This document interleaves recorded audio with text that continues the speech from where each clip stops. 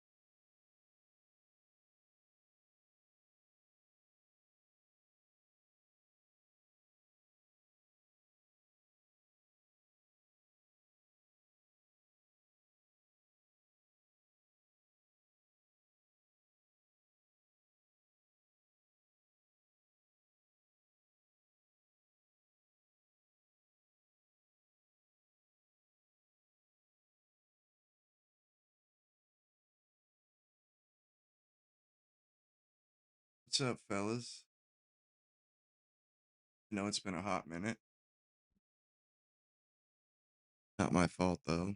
Well, not for the most part. Nick took a week and a half off, which is lame, but, I'm kind of beholden to him to some degree. I feel like there really hasn't been much going on lately. I mean, it's like with the politics, it's legit been like nothing has been happening. But what you have had is Trump. The fuck? Why did that just do that? What you have had is Trump talking to himself or negotiating with himself or whatever the case may be, but dealing with himself. He's not even dealing with somebody else. And this has come out too that it's just rhetoric. He doesn't have any intention of saying of actually he's negotiating in the public really.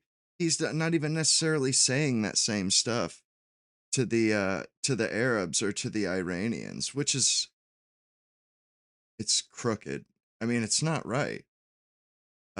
These people are dealing with like life and death.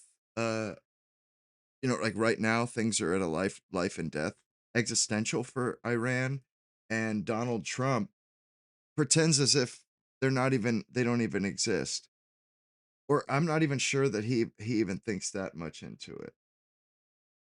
He all the bluster about wiping an old civilization off the planet. That was literally him like throwing a tantrum and trying to force an off ramp. Like what's going on? Why does that shit keep popping up? The stream starting shit. It's weird. I mean, I have the stream pulled up in another window and it keeps pulling. Anyway, he's not he's all pissed off. He throws his little tantrums, which I hate to put it that way, but that's how it seems. Like he's caught in a hard place, and throughout his whole life, things have not been life or death for Donald Trump. I mean, nobody believes that he's been through any life or death situations, and he's using his deal making prowess to I guess, well, however much he has in the deal making prowess, but it has never held lives in the balance. Like he's been able to get away with all this stuff that he's done over the years because people's lives weren't really being like maybe a few skilled workers, maybe construction crews, may have affected their lives. But Trump, he's like dickering for not just his stated regime change and this and that, but it's like people completely unrelated to this conflict are going to die from this. Like from what so far, what has happened, people are going to starve to death over this. Those the people that the people that are just barely hanging on. We all know that there are always going to be people that are barely hanging on, that are, any disruption in things and they may be lost. And there are those people around the world, that hand to mouth, Africa, this, that, and the other. But people are going to die from this because it's going to cause an economic pinch on several levels. What's up, Robert? It's going to cause economic, it's going to stress almost every country in the world. It's going to stress their economy.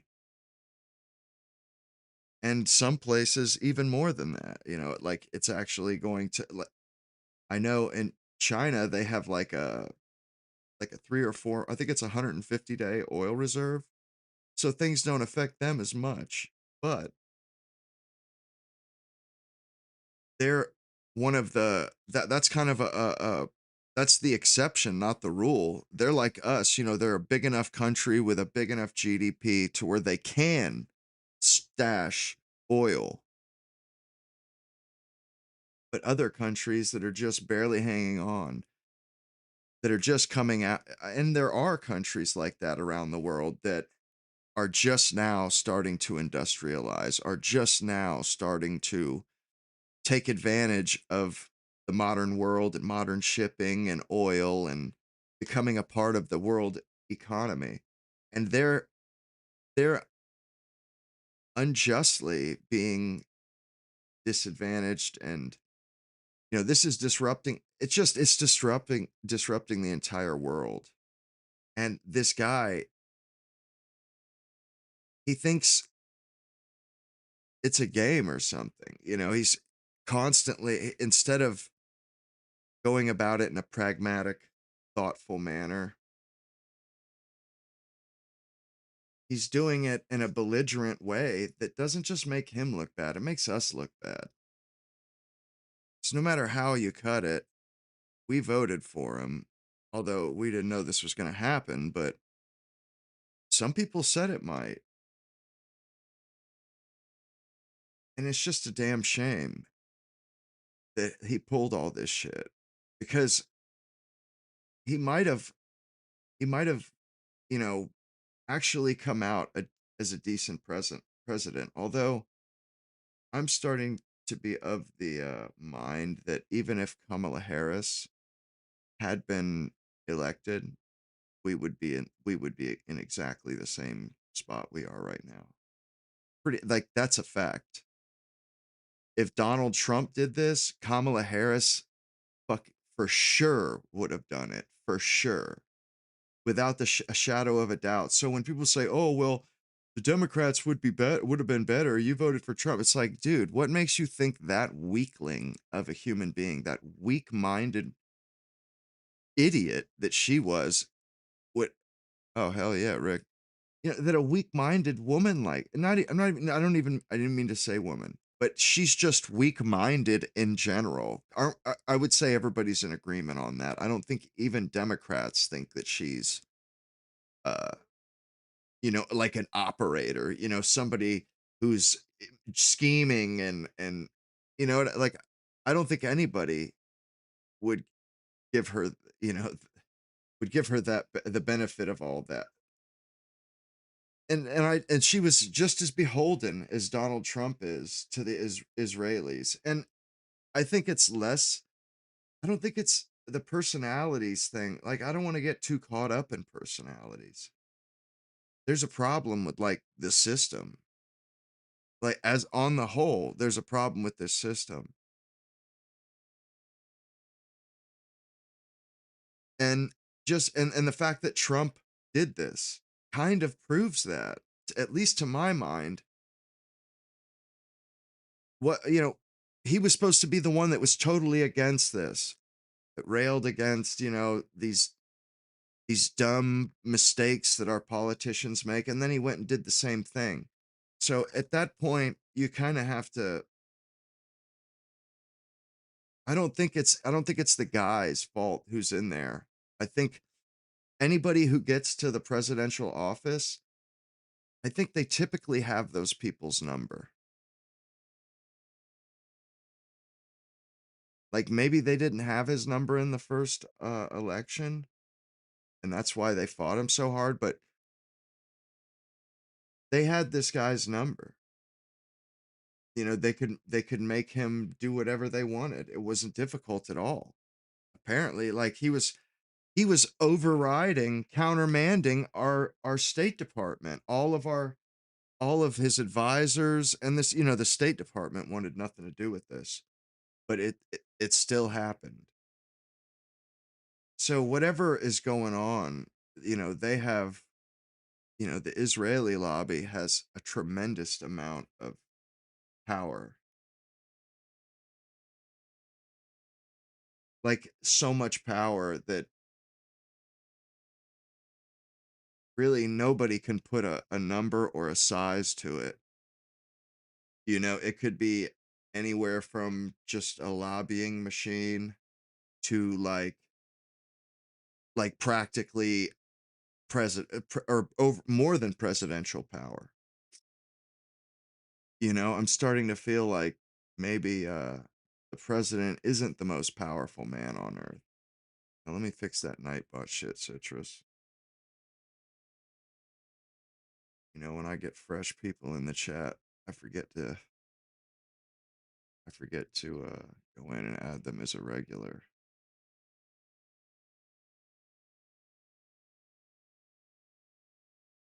Yeah, I added my in the stream starting overlay. I added my Telegram and my WhatsApp, which I'm not so sure how the Telegram. Like, I think you have to pay for. Like, Nick has a Telegram channel. I'm pretty sure. I think he pays for it too, because I seen you. It's Telegram for Business. Because I'd like to have something like he does. I mean, honestly, although one where people could talk back, and the one he has, people can't. All right, I fixed that for you, Citrus. On his channel, you can't talk back, but anyway, it is JT Blaine at JT Blaine. Um, and my WhatsApp too is the same at JT Blaine. I'm gonna put a WhatsApp button on my Facebook page, which, by the way, like if you haven't gone to the Facebook page and follow the JT Blaine uh, page, go there and follow my page. I'm trying to get to 100. Anywho, I'm not so sure that she would have kept the open borders. I'm not so sure of that. It's possible. It is possible, but I think being that the Democrats have come around, although they may have seen it if her getting elected, they have. And put it this way, I mean, why do you think those borders were open? I'm starting to be of the opinion that we get immigrants and foreigners. We get an inflow of these people into our country when that's necessity. Like, and I don't even think the politicians really have much to do with it. Actually, I think when there is a position or when there are jobs that don't pay Americans enough, or jobs that people don't want to pay, like childcare, what ends up happening is that creates a suction. It creates a vacuum, and there and people start to coming to fill it. That's how that works. And anytime we have an influx of immigrants, if you look back, the influx of immigrants like are timed with boom periods or periods where a sector or industry needs low skilled labor. That's when you see it. So I I I think I'm done with blaming politicians because I don't even think there's anything they could do to stop it, actually, if you want to know the truth. I think when there are jobs here that Americans can't do for whatever reason or don't want to do, you know, they pay too little. People come here and fill those roles. And like in my entire life, I can't really remember a time when there was a labor shortage, like a legitimate labor shortage where, you know, there were positions, good positions that couldn't be filled because everybody was employed. I can't really remember a time like that. Not in my adult life, anyways. And I think a lot of that is because anytime there is labor shortages, they start letting people through, or people start getting through. People start trying harder and getting through. That's what happens. I mean, and I know this, the people that control the border, they know the numbers. They know how many jobs are empty. They know whether or not they're likely to be filled by Americans. Oh, what's up, Stormberg? It's been a hot minute. You know, I just started to notice a pattern with the influx of immigrants, and it's not it's not a coincidence. It typically has something to do with some kind of a labor shortage. And a lot of it, I think actually a lot of it has to do with the modern intersectional feminism or whatever you want to call it, socialism. I mean, it seems kind of obvious to me now. Like a lot of these jobs, these or when they started telling women, you know, to be boss babes and stuff. Well, that has a lot that has a lot of downstream effects. Like think about all the jobs that mothers did that didn't need to be paid for because so many mothers were doing them.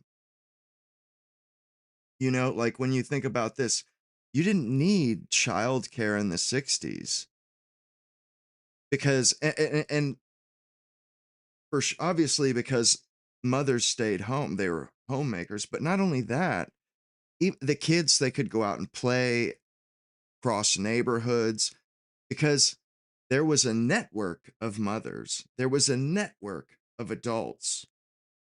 And the chances were, if you did something you shouldn't have, got into some mischief, somebody would see it and your mom would know about it before you even got home. Before you ever even got home. I remember this, that's how it was when I was growing up. Like we lived in a circular neighborhood at the time, or my whole childhood. And and it didn't even occur to me till recently that I remember the first time I left the neighborhood and went to the next neighborhood over where a friend that I rode the bus with, my parents freaked out, and I didn't know why. I'm like, "Why are they freaked?" Because they didn't know anybody in that neighborhood. They knew everybody in our neighborhood, and so they felt comfortable. I could do whatever I wanted till the sun went down. They felt comfortable because they knew they had everybody's phone number in the whole neighborhood, and everybody had our phone number. So that's something that women did, and not only that, but because women would be at home, some women would be at home, and maybe that loose network of relationships, maybe some of those were old men that would see something and call your mother. You know what I'm saying? Like, it wasn't just necessarily mothers, it was just adults. You were being supervised, even though you were outside, even though you were playing, you were still being supervised. Well, we don't have that anymore. We don't have that. So, childcare. So, and that's gonna be a huge, like a lot of women started working, and when they started work, like, can you imagine the sort of suctions, the sort of sucking sound that would be coming from America if all of a sudden, because that's one thing that happens when you when you put women to work,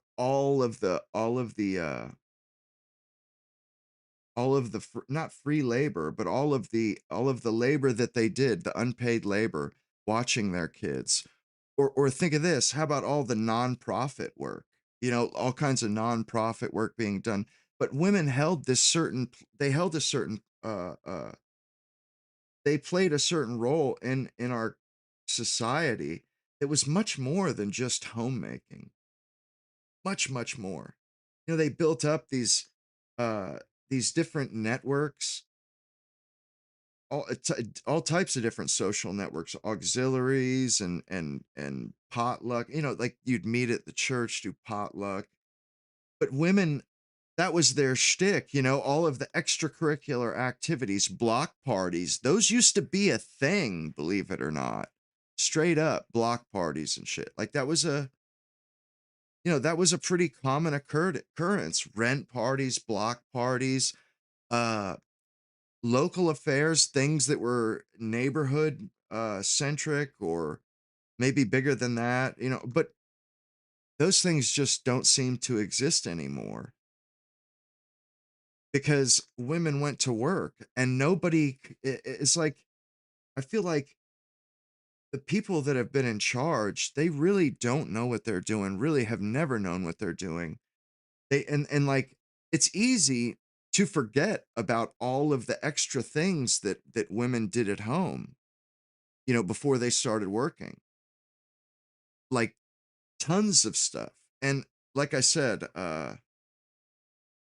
supervision is one thing, but also organizing uh, uh, local or network parties and get-togethers and meet and greets and cotillions. Like I went to the cotillion uh, in my in high school. With a cotillion. I don't know if they have that up north, but I know down here in the South they have this cotillion every year, and then that's where it's like the coming out party for the young or the next generation of eligible, because they call the girls debutantes. I forget what they call the men, but that's when you debut. You make your social debut. That's when, and after that, at least traditionally, after you went to the cotillions and stuff, you were considered a woman or an eligible single, an eligible bachelor, eligible bachelorette. And I mean, and those things were largely organized by mothers. All of these old traditions that go back hundreds of years that women had, I mean, and this is I mean, it's absolutely in women's wheelhouse. That is their shit. Throwing parties and socializing and mingling and showing off their kids, because that's how it felt like to me. Like it was just a party for parents to get together and show off their handsome or lovely daughter, get everybody all dressed up, looking sharp. But the outsourcing of all the domestic labor that happened after women started working, like, and I think of this stuff, it's like a balloon or like a water balloon or a balloon. When you squeeze a balloon, the air doesn't go anywhere. It just changes You know what I mean? Like when you squeeze it, it just bulges out somewhere else.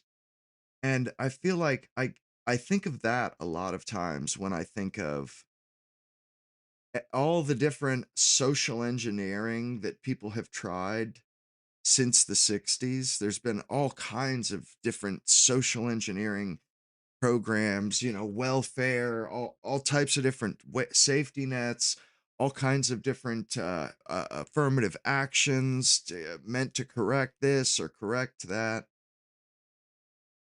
And all it ever does is it squeezes that fucking balloon and causes it to go somewhere else. You know what I mean? Like, no matter what, no matter what, when you have a family, the house has to be cleaned. No matter what, the house has to be cleaned. The kids have to be fed. They have to be they have to be clothed. They have to get a shelter. and they need supervision. There's work there that you can't just wish away. You know what I'm saying?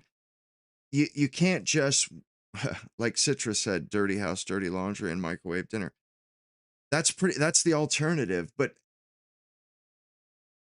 it's not. I mean, nobody thinks that stuff is acceptable. But you know, the way that traditional society worked, it had come to an equilibrium similar to how habitats for wild animals, you know how sensitive habitats are for wild animals. Incredibly sensitive. And you guys ever seen that one Simpsons episode where they try to get rid of these lizards that kick the eggs of birds out of their nest, or they like have this invasion from these lizards, and so they bring in snakes to kill the lizards. And then the snakes are everywhere. So they bring in gorilla or something like that. It just got out of control where they just kept bringing in a different animal, and each animal would become an invasive problem. And that's kind of how I see a lot of all this social engineering. You know, when you start messing with, like, we all know how sensitive and how delicate ecological balance is in the wild.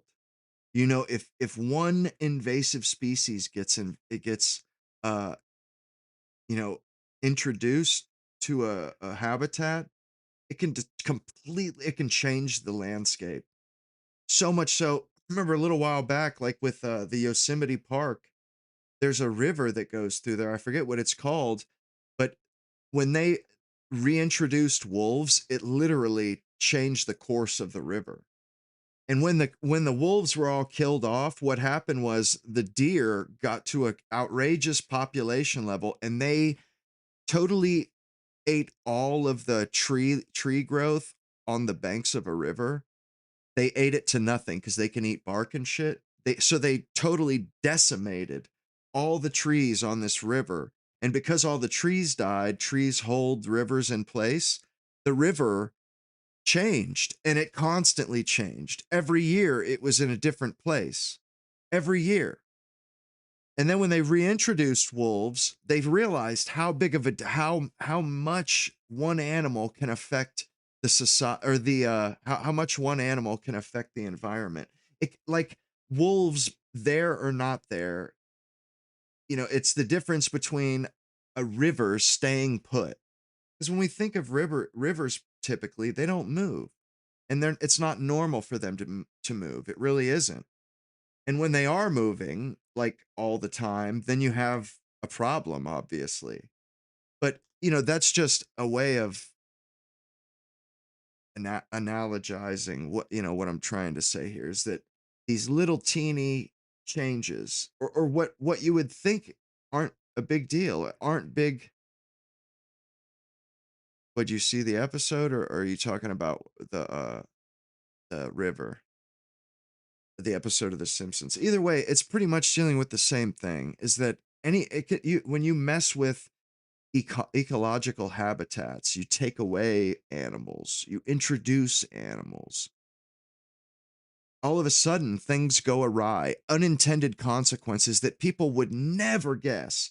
Nobody would have ever guessed that if wolves were killed off, that fucking rivers would change and it would turn into a moonscape. You know, the whole area was desolate, and the river changing all the time, and the banks just collapse and fall into the river. There's no trees to hold them in place. I mean, it's a big deal. And we had our traditional culture and our traditional society that had come to a place where it works really well. But you have to understand, it took thousands of years for all of those things to come together, and for all of the different traditions to take hold, all the different traditions to first of all start. You know, traditions have to start somewhere, but then once they've started, they have to be adopted universally. So you're talking about thousands of years it took to build up Western society up until, let's say, the 50s. Thousands of years. of when I say, building it up, I mean for things to happen naturally, for people to live in ways that are natural, that nobody told them to, ways that work with everybody else, and on a global sense, even that work with individuals and with society at large. And it sucks because we don't have that anymore. And I hear people saying, and I would assume they're right, that we're not going back. There's no way that we can go back. We have to go through. We have to find a way through. And that really sucks because the way things were, that's it was as perfect as you could want, because all of that stuff happened organically, naturally, and it worked so well. And even if other countries had very similar ways of being to England and America, like Germany, France, but even in those places, there were slight differences in the people, so that it didn't work out the same. Like only in England did capitalism turn into what England is where capitalism, the brand of capitalism that took us to the moon, that started in England. And it didn't start anywhere else. Only in England did it work. And that's what I mean is things things are so sensitive to where the super successful capitalism that we enjoy today, and that we're grateful for today, that only that the birthplace of that was in England. That was the only place where it worked quite like that. And everybody else, once they ruled the world, everybody else pretty much adopted that template, including us. But it required a very special social system, social structure, social hierarchies, and it required a certain kind of attitude, outlook, upbringing, uh, just mindset, the way that you deal with things that happen to you in your life. And it took thousands of years to get there, to get us to the moon, and then we've pretty much dismantled it. We don't even know how to get back there, and I doubt we could even get back there. It's not like we know what the silver bullet was that did it. There isn't one special thing. We've changed so much that, yeah, there is no way back. It's just through it, and maybe it will go, look, maybe the way through is kind of like we'll be closer to the 50s than we are currently. That's possible. Just saying, we're not going backwards no matter what we want. We're just going to have to continue through, and hopefully, we go in the right direction. But these the different variables and all of the things that are so sensitive, like the way the mindset and the outlook that Americans had, and were and was nurtured in them growing up. That's very specific, and it was very special. Same thing in other Anglophone or Anglo countries, Australia and whatnot. Pretty much the same there. And we've gotten away from it, and it's a damn shame. And I don't understand how is it that Darwin's theory of evolution came out in like the just after the Civil War, and a lot of this works. And there's a reason why I used evolution and with animals, and evolution with habitats, because that's evolution is very much so tied in with genetics and stuff, or with, like I said, with the wolves disappearing and the rivers changing. Evolution, like we have an effect on our environments through evolution. Our attitudes and our way of life, the way that we talk to each other, the way that we greet each other, all of that stuff, it's the same. It has an evolution. You know, when I talk about thousands of years of it's social evolution of people learning how to live with one another better, you know, how to get along better. And all of this, the importing people, that doesn't make it any easier. You know, we don't have a high trust society anymore.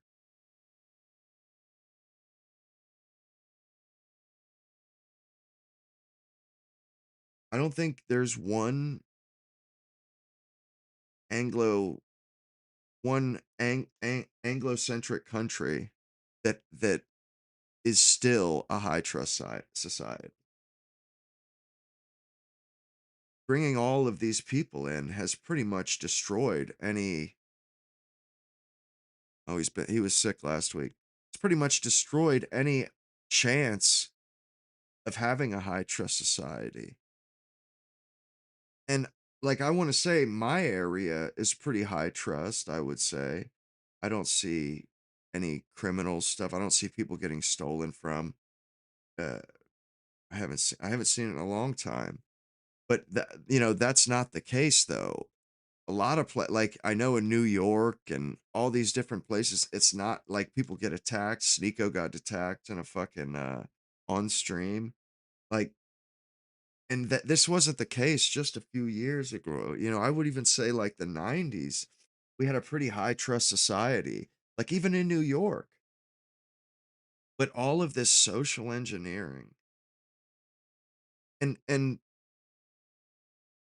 the way that men are, the way that women are, all of these flawed and self-destructive and degenerate behaviors, like that's not anybody's fault. That's not women's fault. It's not men's fault. It's the ruling elite's fault. It's the people that were in charge of education and the borders.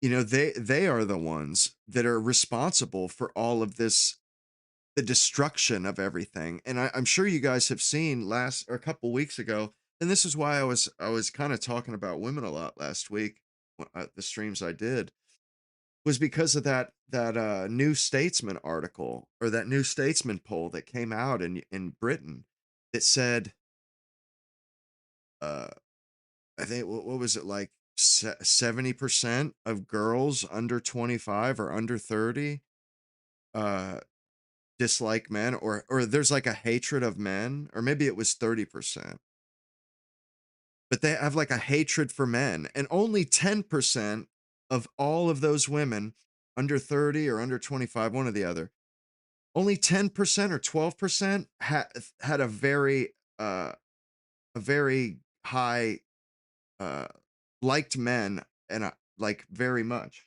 I guess there was maybe four different uh choices. I know that you know, one's neutral, one is having a negative view of men and hating men, I guess. I don't know. I'm not sure if they put the hate, but I know they had the negative. And the other one's a positive view of a man and a really positive or highly positive view. Like 12% of women had these under 25 or under 30. I'm not exactly sure which. But like that's incredible. And then there wasn't any correlative information, or the information they had, because they did it with men and women. The men had no such men had no problem. Like 70% of men thought highly of women. And it was to the point where it was a podcast by the New Statesman. It had this blonde woman, a brunette, and kind of a chubbier brunette. The two brunettes that were like the ones doing the polls, they were pretty good looking, but the one blonde was like, you know, what I can't get my head around is the disparity. Like what she couldn't understand, why are are young women, why are they like 30% more likely or 30% more likely to hate men than men are? You know, 30% more of the girls hate men. It's just it's crazy. And that was all but them admitting that they were responsible for this. Like the New Statesman in particular, absolutely responsible for this. They have been they have been on that, drilling that ideology into those girls.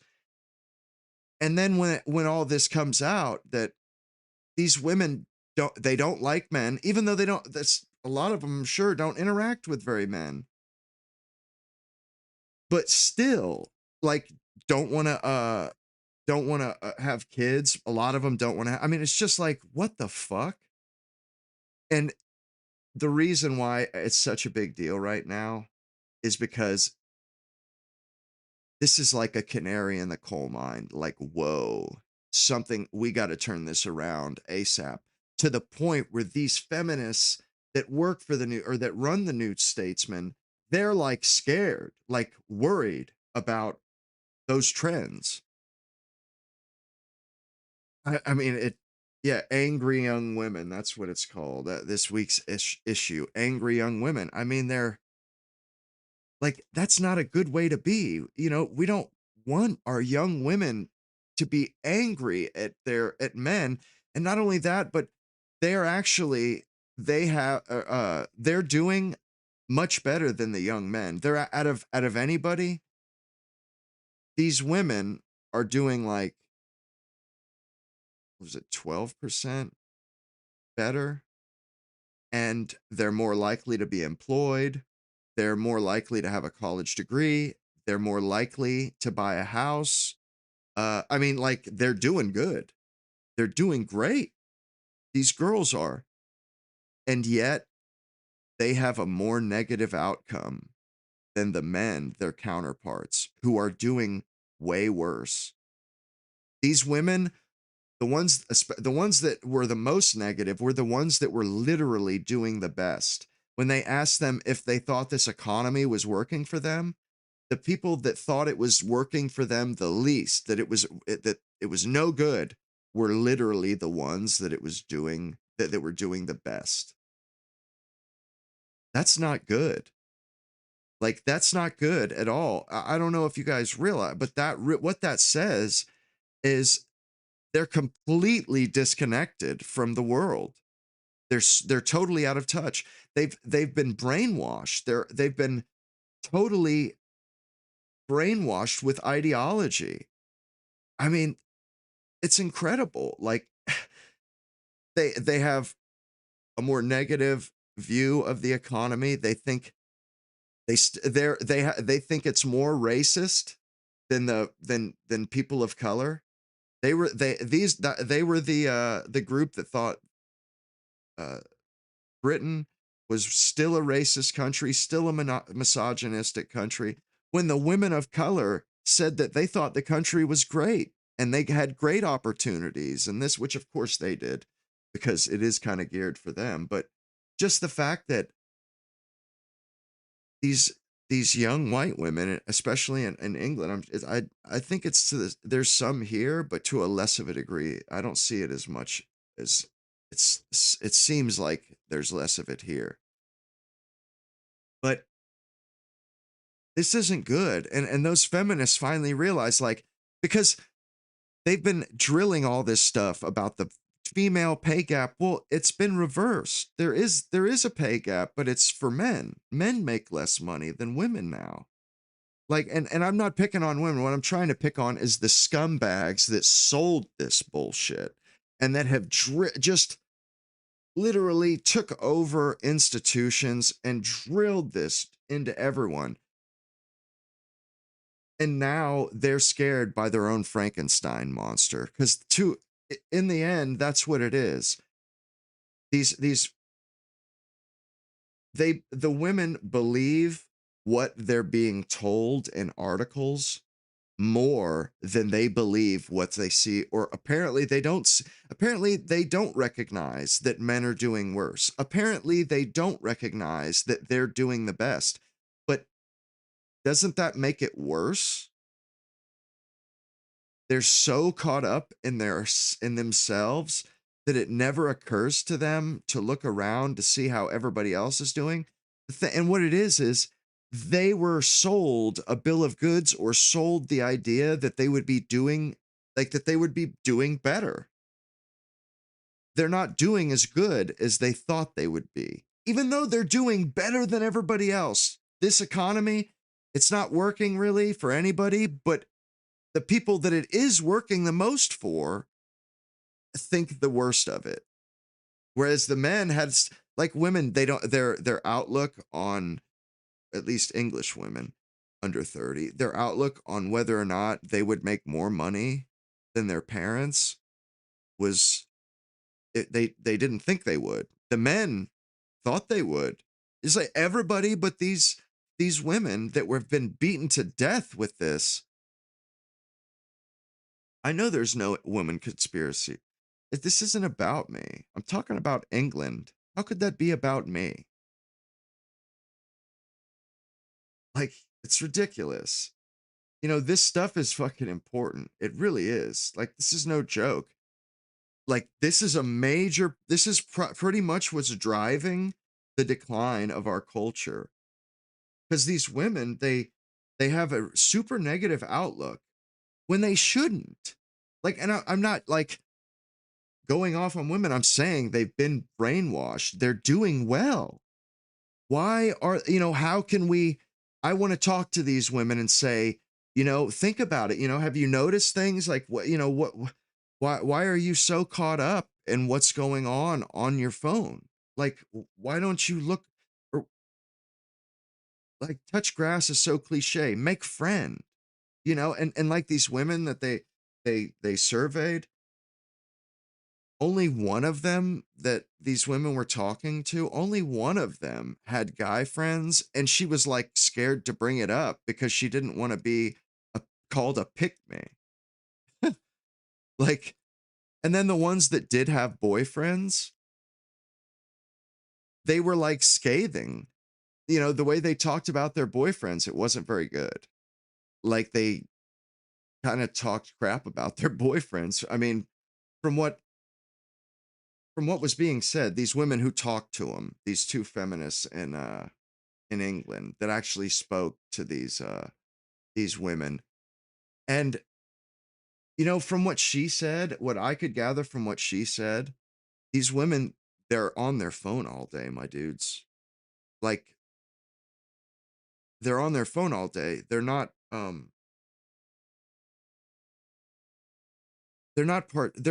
partaking in the real world as much.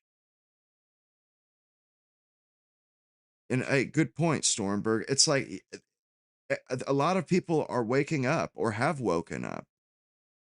And I think they're young. They've imbibed from from the Western well, and they just have not had their epiphany yet. Even if not even learn to bake a pie, make a friend. Go bowling. I don't know. Go to the park, get a dog, something, but get off of your phone. Because if your phone, I mean, those numbers, and then the fact that there was such a disparity between the men and the women, there could not be that disparity from men and women interacting, because there would be some equivalence on the men's side. So that disparity is purely propaganda. Do you see what I'm saying? Or does that make sense? The fact that that men have not been targeted. So I honestly think that we just haven't been subject to the same amount of propaganda as women have been. I think that like, they have just been just inundated, overwhelmed, just beaten to death with propaganda their entire lives. And, like, to like to the point where like men don't even notice. We're not there. We don't witness this stuff. And I think a lot of it has to do with the phones, man. Because like I've heard a lot of people say this that that we men and women occupy different realities on our phones. You're gonna walk your dingo? You have a dingo? What the fuck? I was just watching them. Yeah, the 90s were legit. I was just watching The Sundowners, which is a movie about Australia, actually. It's a great movie. It's a book too, but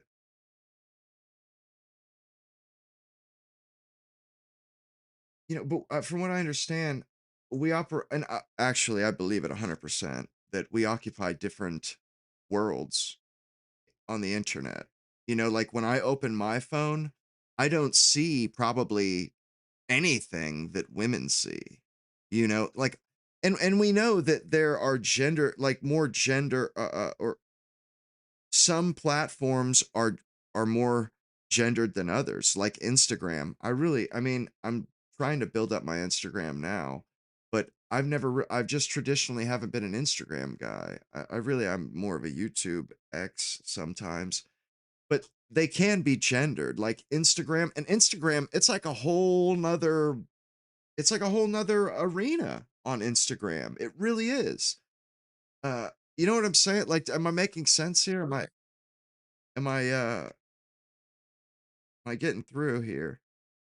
Because there's a huge disparity of what we see, and in that in that video, I'm trying to find the video now that the New Statesman put out where they were talking about this, and one of the women was saying how these women were watching rage porn, scripted videos of men embarrassing their wives at their wedding, at their wedding. And no wonder these women think men are scum. No wonder they're being hammered with literal rage porn, scripted rage porn that's not real, but somehow, you know what I'm saying? Like somehow, like they're imbibing it as it is, though. And it's awful. And there is that on the men's side. And we've heard about the manosphere and, oh man, it's radicalizing young men to kill women and this and that. But is it though? Is it though? No, you have to J boss, you have to change the thing to from top chat to live chat, my dude. Yeah, I don't, at least I think, unless something else is, yeah, maybe he is, I don't know. But anyway, put some Frank's hot sauce on. We have the manosphere and stuff too, but when you look at the numbers, the men have stayed the same. That manosphere shit, nobody, it's just entertainment. It doesn't change how men think. Men still love women. Men still cherish women. Like, seriously. And the manosphere stuff, it's just like kind of stuff to watch out for, tricks to watch out for kind of stuff. But it's not about woman hating at all. Whereas a lot of this feminist stuff, it is just outright man hating. Like the fact that there's hashtag kill all men. Is there a hashtag for kill all women? Nope. That's an insta banned. You will instantly be banned if you try to post that. You will be banned. Like account gone.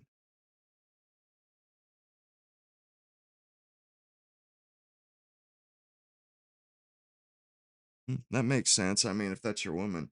I'm just saying like that the internet that young men occupy and that young women occupy is quite different, because young men don't even occupy, they don't even really use Instagram. That's kind of a young women or older adults that use it. So, what's your problem, Mina? Leave if you don't like it. You don't have to stay here. I don't have you held hostage. But there is certainly a difference in the internet that we occupy. And I feel like these women, and I heard a good point. These, especially in England, but quite a bit here, we don't offer two sides, two visions. Like when you go through school, you hear the multicultural blah bitty blah. You know what I'm talking about? You hear that same bullshit.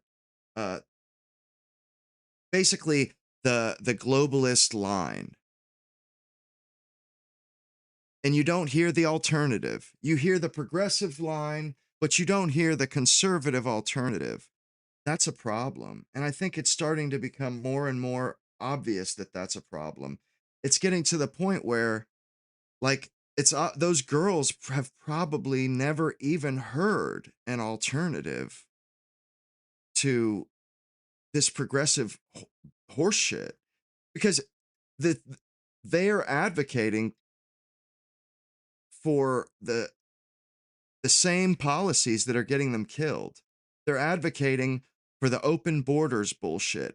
And these girls that were in England, they're actually they have a good opinion of communism. They have a shitty opinion of capitalism. They don't think it works because, I guess, because they were sold a bill of goods that they haven't received yet. They think capitalism is no good and that communism is the way forward. So they've never even heard capitalistic arguments. It's not even like, even if you get the part of it about sex out, like you just talk about dollars and cents. They've never even heard they've heard the pros for communism and the cons for capitalism, but they've never heard the cons of communism and the pros of capitalism. And they've just skewed out of control. It's not good on so many levels. That's what's crazy about it. It's on more than one level.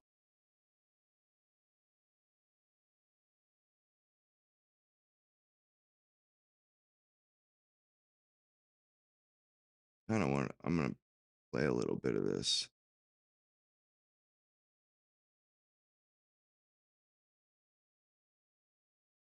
Given women and men don't have exactly the same politics, and it's going to become more tricky if women are just totally not up for dating a man who disagrees with them on core issues. They viewed that as an absolutely uncompromising moral standpoint. Yeah, I thought that was really interesting because it becomes really pronounced when it gets down to particular political and social young women for your feature. How was this negativity towards men shaping their lives? How did it come out? You're speaking to them. I was really, really surprised by how negatively they spoke about men. And I mean, some of them still had boyfriends and still were dating, although some of them were even quite negative about the men they were dating. One girl These are all feminist like, women, I can't imagine by the my way. boyfriend at the pub with his friends talking about political issues, whereas that's basically all me and my friends talk about.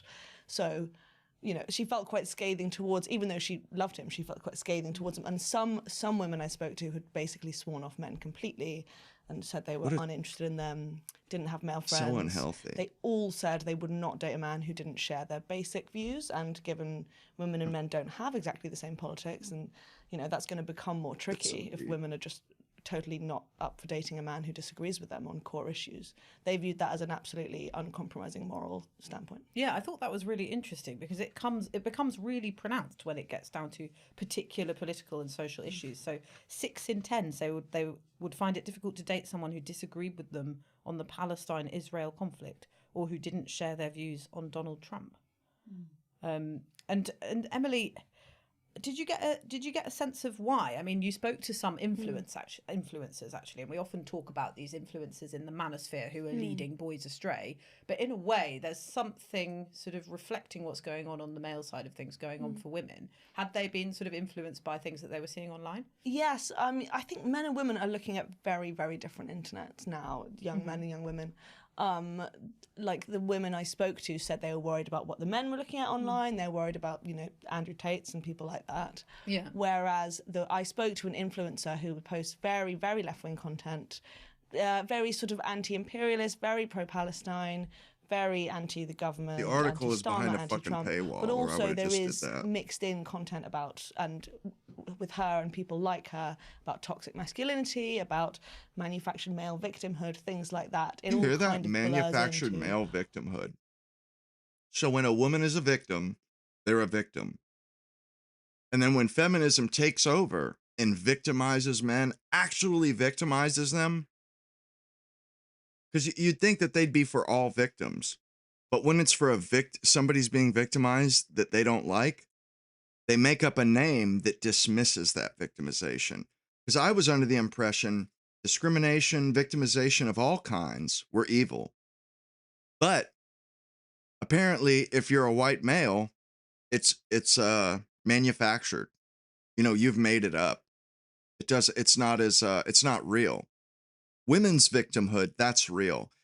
But we can victimize men all we want, and they can't say shit because we just say it's manufactured. It's not real victimhood. Men larger can't be online victims. space where that has a significant antipathy towards men alongside progressive politics. Yeah, I found it interesting actually. That's something that I've come across on my own feed. Lots of, as a mum of a first child, like she's a toddler, I've got a lot of parenting content coming through on Instagram Reels in particular, and it's a lot of women basically being so horrible about their husbands and the fathers of their children. Totally. Weaponized incompetence How nice. and all of these kind of buzz phrases.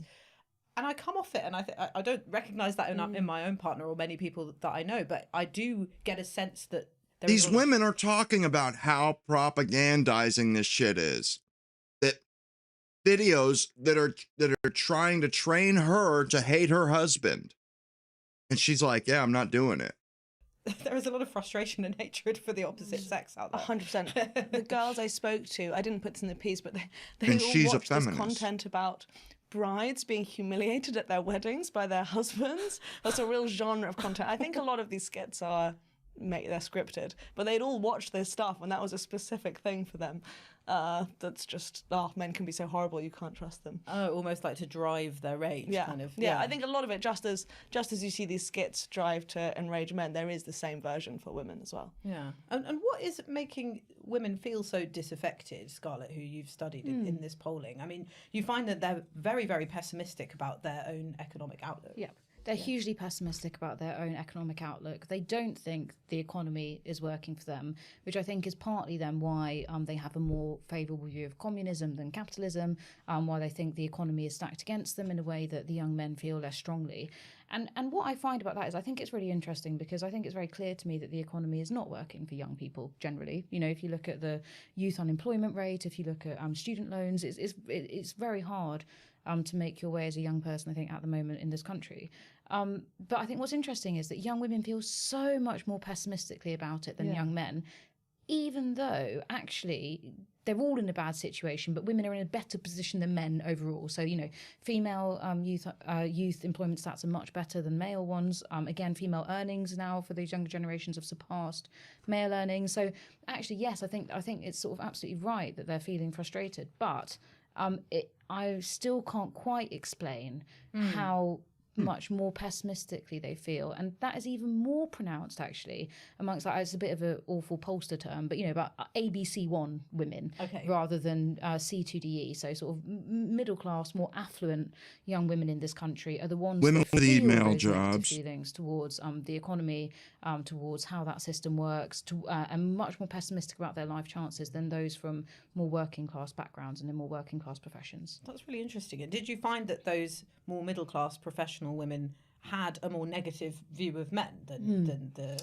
Yeah, and they had a more negative view basically across the board as well. Right. So they were more likely to think the country is racist, for example, more likely to think that the country is sexist, more likely to feel pessimistic about their own chances, more likely to feel pessimistic about how the economy works. Basically anything you can mention, that they were more negative. And Emily, did you Anything. get any insight at all into why that might be? Like, Because this isn't obviously good, man. You mentioned some of the issues that generation are facing there, Scarlett. You know, housing shortages, high student debt, and men are in that position too. So Yeah, I why thought is the it same that way, women are Chuck. coming out with a different outlook?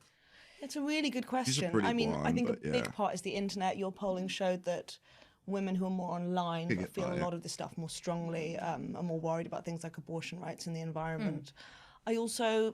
I think they would put it, if you ask them, their main answer is women are more empathetic than men. We naturally experience misogyny from a young age. We experience sexual violence, or we witness sexual violence. We experience sort of, a lot of them had a, You know, could be that's almost funny. reactionary way of talking about sort of. That's we funny experience- that she's talking about how women are different and they feel something more. I thought we were the exact same and interchangeable in every way. I thought, couldn't you just say you're a woman and you became a woman? Wasn't that like just a couple of years ago? Couldn't you get like a sex change and then just say you were a woman? And women could take testosterone and just say they're a man? Like, how all of a sudden they're talking about how they're different? We experience sexual violence, or we witness sexual violence. We experience sort of more worried about things like abortion rights and the environment. I think they would put it, if you ask them, their main answer is women are more empathetic than men. We naturally experience misogyny from. And yet, these are probably the same women that say this shit would say that there's no difference between men and women. But when you talk about something more granular, they'll admit to the differences.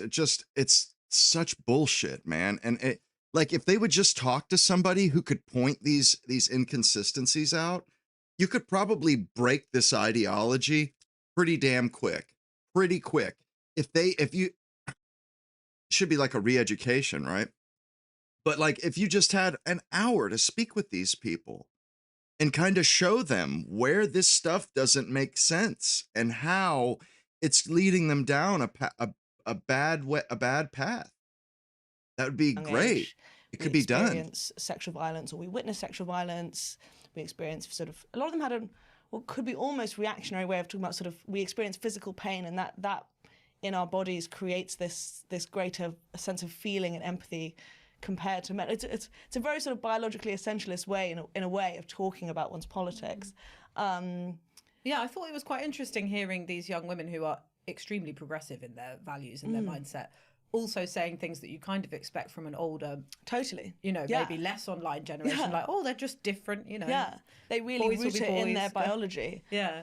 The reason why I brought that up is just to see, like, they actually copped to being different. Like, yeah, they are different. And why the fuck have you been beating this bullshit into everybody's head for years?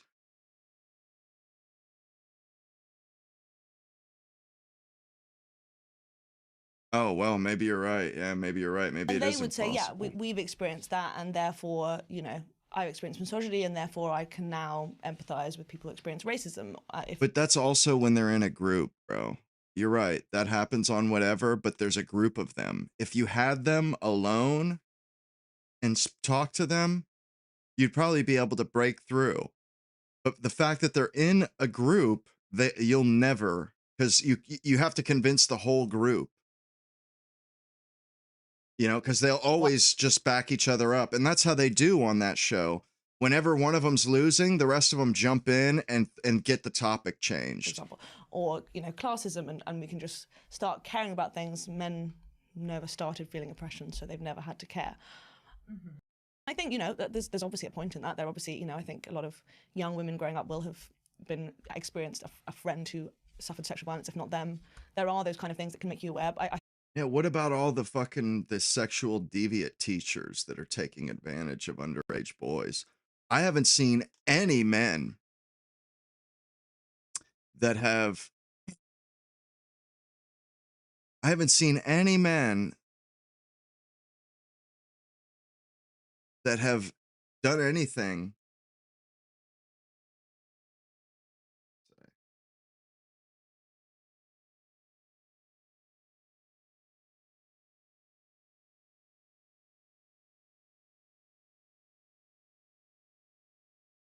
I forget what the fuck I was saying there.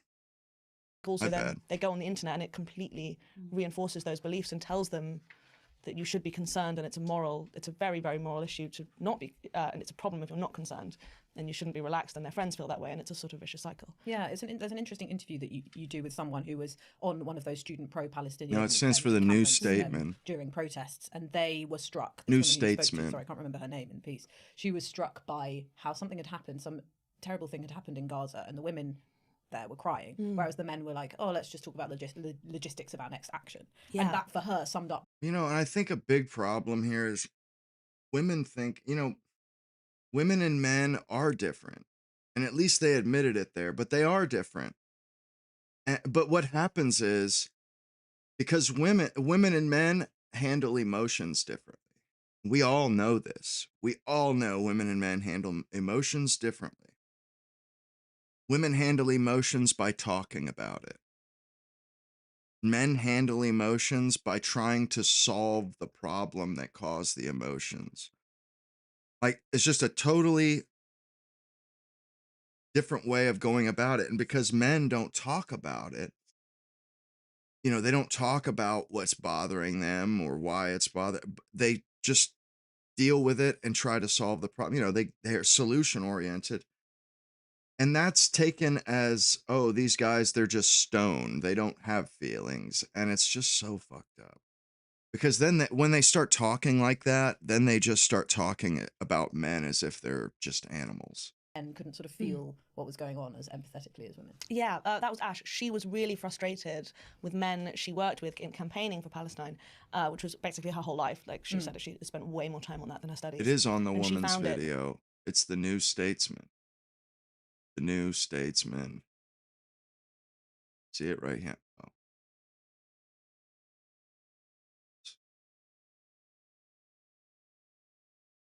The New Statesman. See?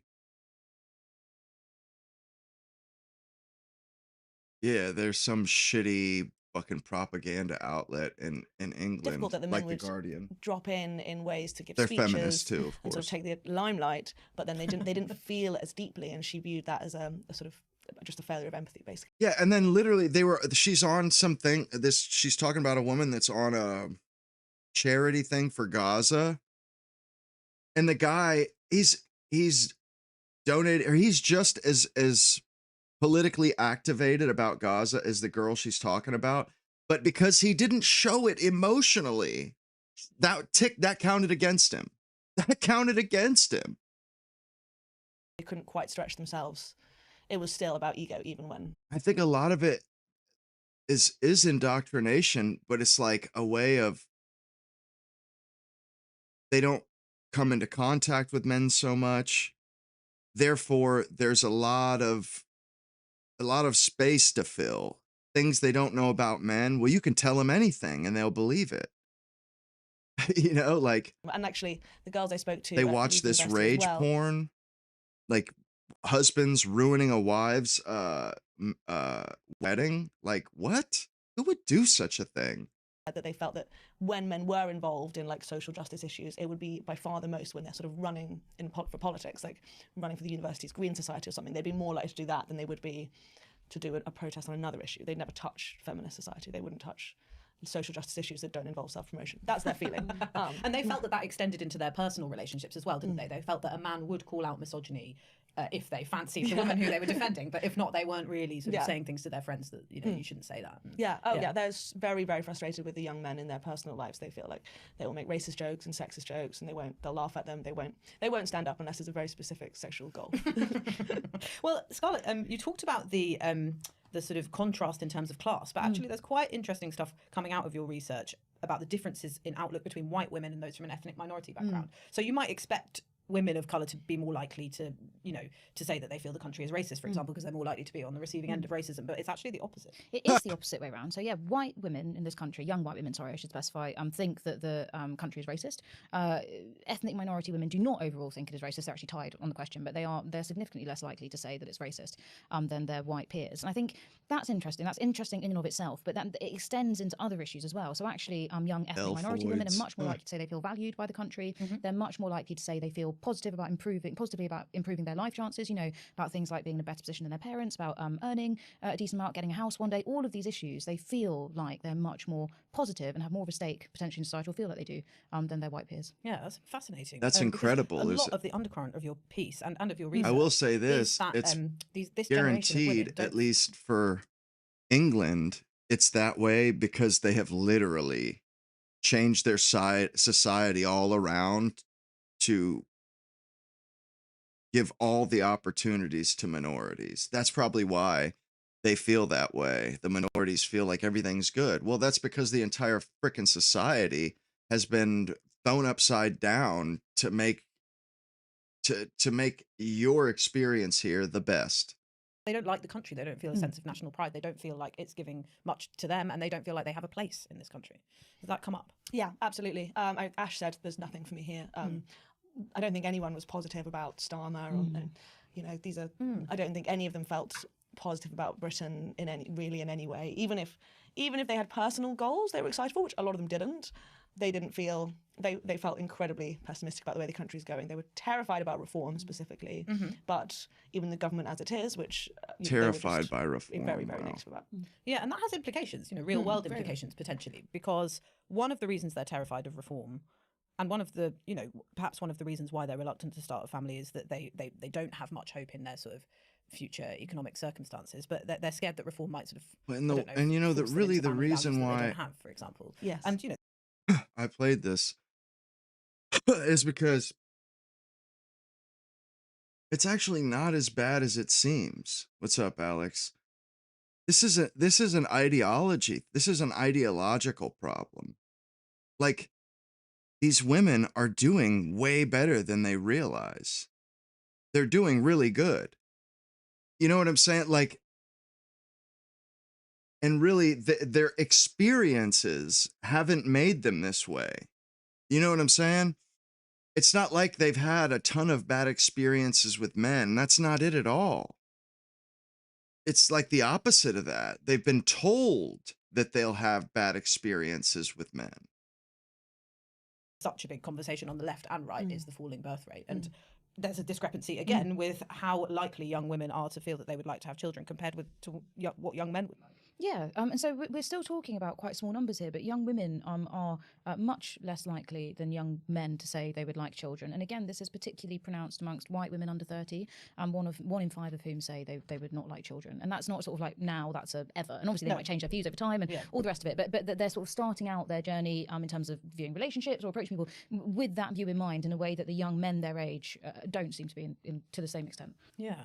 Did you speak about starting families with the women that you This is a lot your of them were not fault, sure. Some were women, anti, a lot weren't sure. But ladies here, these they stupid spoke. All of bimbos. them definitely didn't want kids by 30. And I spoke to one girl who'd done some polling of herself just in her year group. She just asked, and I think she asked like 15 young men and 15 young women, and almost all the young men said they wanted kids by 30, and like basically none of the young women wanted So them. interesting. And I think, and they would view that as totally like, well, They're just it's men's being fault led for down a not doing terrible enough. They see path. scary things about trad wives on the internet. Right. They see scary things about reform. They see pro maternity Like, there's got to be some kind of there's got to be legislation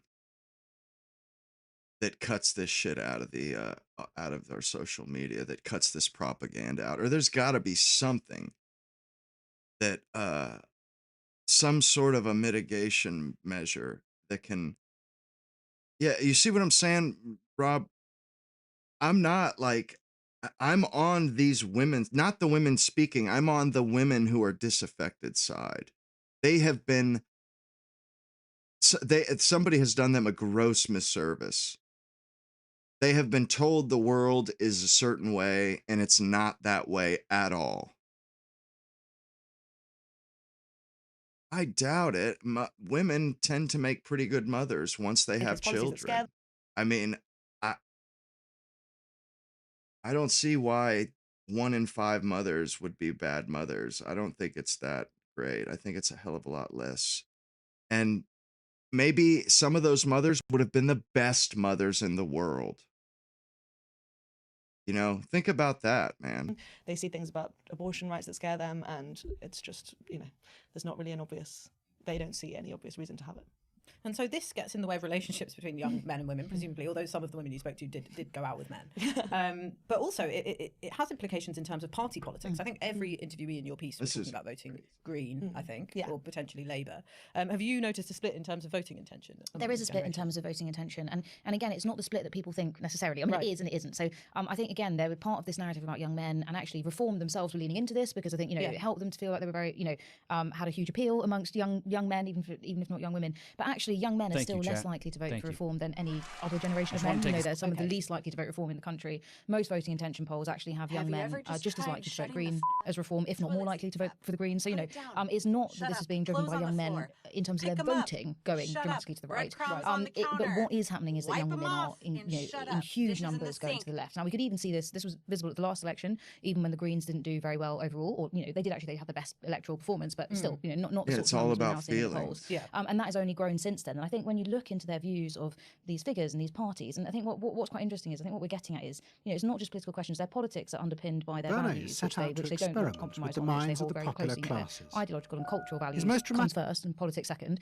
And partly as a result of that, they are relentlessly negative about Keir Starmer, about the Labour Party. And I think a lot of this hasn't been priced in because I think a lot of Labour, or I think they may be waking up to it now, but just think these women will come home. I think they just think, they're a bit cross. Okay, fine. They don't like us very much. They don't like all the stuff we do with the flag. Whatever it is. But ultimately, they will come back to us because that's what young women and sort of slightly older young women do. And actually, what we're seeing is that it looks like they're just going to go further away. Yes, it's really interesting because I do remember sort of in the Cameron years writing about David Cameron's woman problem. And, the Conservatives could never sort of do better among women than Labour could, and perhaps there's still that old assumption in the Labour Party that eventually women will come. What's really sad too is I think a lot of people have assumed that for a long. Not only do these women, they especially even the blonde ones, she can't account for why things are the way they are.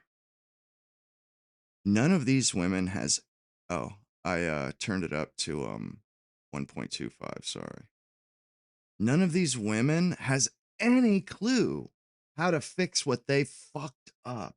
For a long time, and I think they're going no to idea. We'll see, because we'll see in how greater numbers they vote, for example, because turnout can be quite low amongst younger groups. But I think there could be some people I think could be in for quite a nasty surprise about how hard it is to get those voters back. Yeah, and generally, I know that we used to talk about this. The motivating voting issues for women voters. Usually similar to men, but perhaps a bit more emphasis on the NHS. There was another video on childcare, schooling, the things that they might be more involved in their family setup than the men might. In terms of this generation, these Gen Z women that we're talking about, are the motivating factors the things that we've been talking about? Climate change, how they feel about Israel, Palestine, Trump, those kind of issues. Yeah, definitely. So they're still very much concerned about the cost of living, and again, but they firmly see the solution to that through a redistributive lens. That's what they would like to see. Crazy. And they're very agitated about housing costs and things like that. They would be a fan of Zach Palansky's policy announcements about rent controls, for example.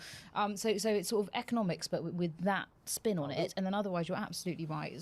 Issues that are more important to them absolutely include things like the Israel-Gaza conflict, much more important to young women than it is for a lot of the rest of the population. And then they do loathe Donald Trump, and they are genuinely fearful of Donald Trump. And I was speaking to some in focus groups actually in London over the last couple of weeks, and they actually even were saying, well, we don't want the country, even though we're really cross, we actually don't want the country to get weaker because that will help Donald Trump. So, that they are framing quite a lot of our national politics in terms of what's going on in America. And I think that is partly because that's what a lot of their media, we're talking about online, a lot of that is framed in terms of American politics and their political discussions. Yeah. It's so interesting. These women are worried about... On the right of... These women are worried about stuff that's not even in their country, that's across the planet. It's across the planet. And they're willing to turn men down over politics from another place across the planet. They're more worried about, they're so concerned about what's happening in Gaza and stuff that they will not date a guy if he doesn't agree with them. Does that seem healthy to you guys, or does that scream incredibly unhealthy? Really though. And to me, I feel bad for them. There's no other way to put it than they have been taken advantage of. You know, they have been done really dirty by the people that we're supposed to be able to trust, by teachers and these people. And I'll tell you, I can't find this other video, but it was a good example. But these women, they are totally at a loss. They don't know what to do here. And they default to double down. They default to progressive harder, more feminism, harder. It's not fair yet. It's like these women that, you know, they have the women of the survey that have a pessimistic view of things. That's how they're leaning too. They're not thinking maybe this isn't such a good idea. They haven't been told that there's any other option. So their mindset is, okay, well then we don't have enough feminism. We're not grinding our boot heel into young men hard enough. We aren't letting enough people into our country. I mean, that's how this is shaking out in the end. There's this image of sort of overeducated young women who come out of university with these kind of radical political opinions, and they're the reason why we're not getting enough babies born and that kind of thing. I mean, is there any sort of grain of truth in that, frankly? I mean, I It's do obvious. think they probably are, perhaps they are spending more time online, and that's why that's part, and you know, that message is being reinforced. Universities are left wing. They're not spending any time outside, so there's never anything pushing back against the narrative they've been told. They've been told a narrative, they go by the narrative, things don't get better, and then they go back to the people who told them the narrative. Why aren't things better? Like, but they never, in reality,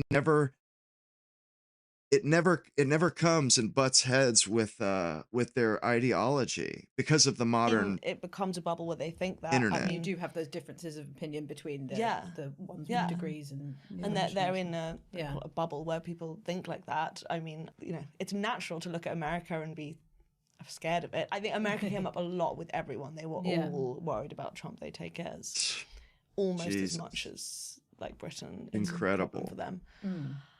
I mean, as much as their own country. Yeah, I mean, that's incredible. I don't necessarily blame them for it, because when you speak to them, you just feel they're quite compelling about all these issues. They describe, you know, graduating into a world where they're watching war on the internet, you know, that they feel like their government doesn't get them and it doesn't care about the things they care about, and young men don't care about the things they care about.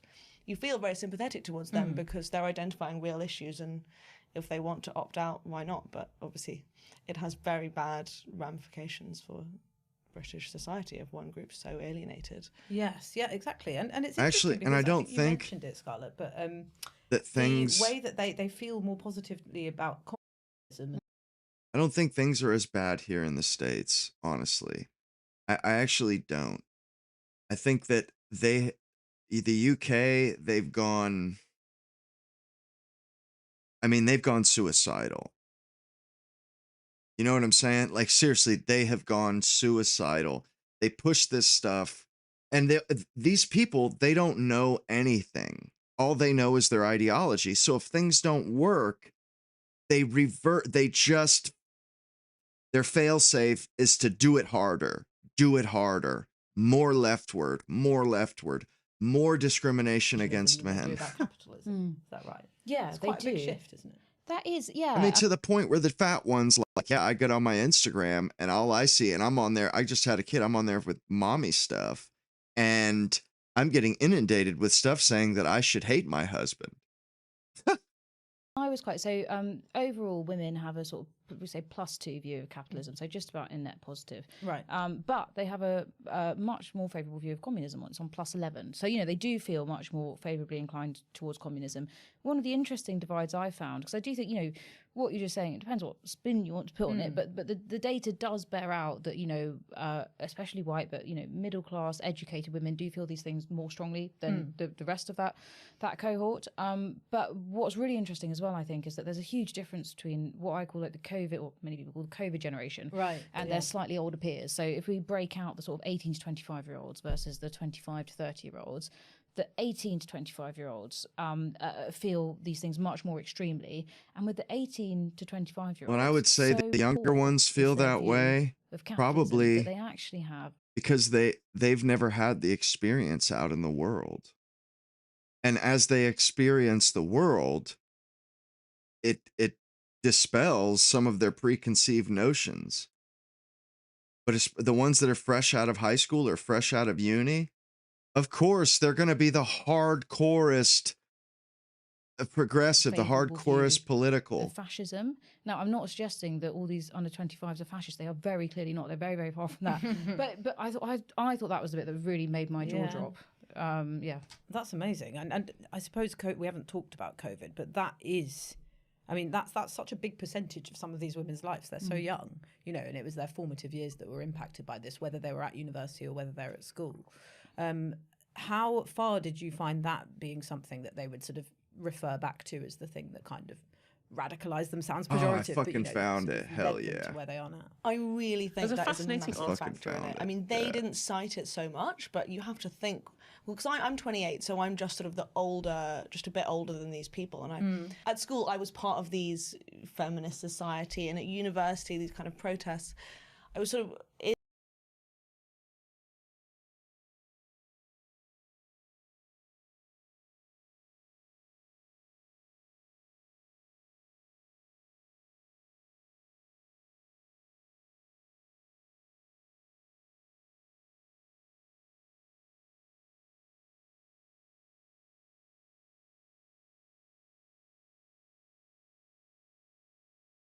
Yeah, that's because.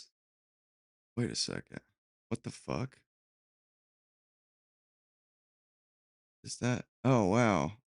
I'm sorry, guys. Exactly. You might not have My used bad. before, like that phrase. Totally, Me Too, Rosements Yeah. for BLM. There were all these on, this movements shit's and all these new almost so bright. concepts, like microaggressions, Thought all I this had the stuff. other one And it was, queued up. Now this one here. Article in the latest edition of the New Listen to Statesman. this chick. I'm not gonna make y'all hear all of 7%, it, so but listen to this that's fucking compared this brown chick. really Of opinions about She is a out of control. hardcore feminist, and this came out after the article, so they're discussing this article too. And I guess even in England, the people on the right are, you know, calling this out properly and saying they're going to do like this Suella Braverman. She's pledged to scrap the Equality Act and repeal other human rights laws because it feels out of control. Well said. Well said. No, it wasn't just you. My bad, man. Listen to this bitch. I mean, just listen to what she says, and tell me if you can figure out her argument and whether or not it's coherent, or what is she trying to say? Oh, wait a second. What the? Is it doing it again? It's doing it going on here. again. I want to know what your thoughts are about everything that we've heard there. Yeah, so I mean, there were some things that really surprised me. One of them was that they found that white women were more likely to think that the UK was racist than non-white women. That basically bucks the trend of any other comparable study on this topic. And I'd be interested to know, you know, is that an outlier? Is that kind of a quirk of this study, or does that signal something like deeper? Is there a deeper, real shift happening there?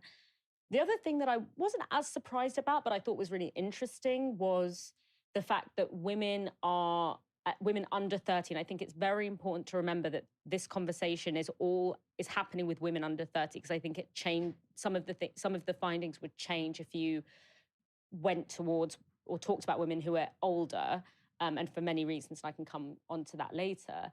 But it was somewhat surprising to me that women under 30 seem to be doing relatively better in the economy in terms of they're less likely to be unemployed, but they have less favorable views of the economic system. That kind of is somewhat not intuitive. You would think if you're doing better in an economy, you would be more favorable of the economic system. But what we're seeing here is that women are, yes, doing relatively better compared to men in their age group, but that doesn't mean that they think of capitalism favorably and all of this, which is, you know, quite an interesting thing.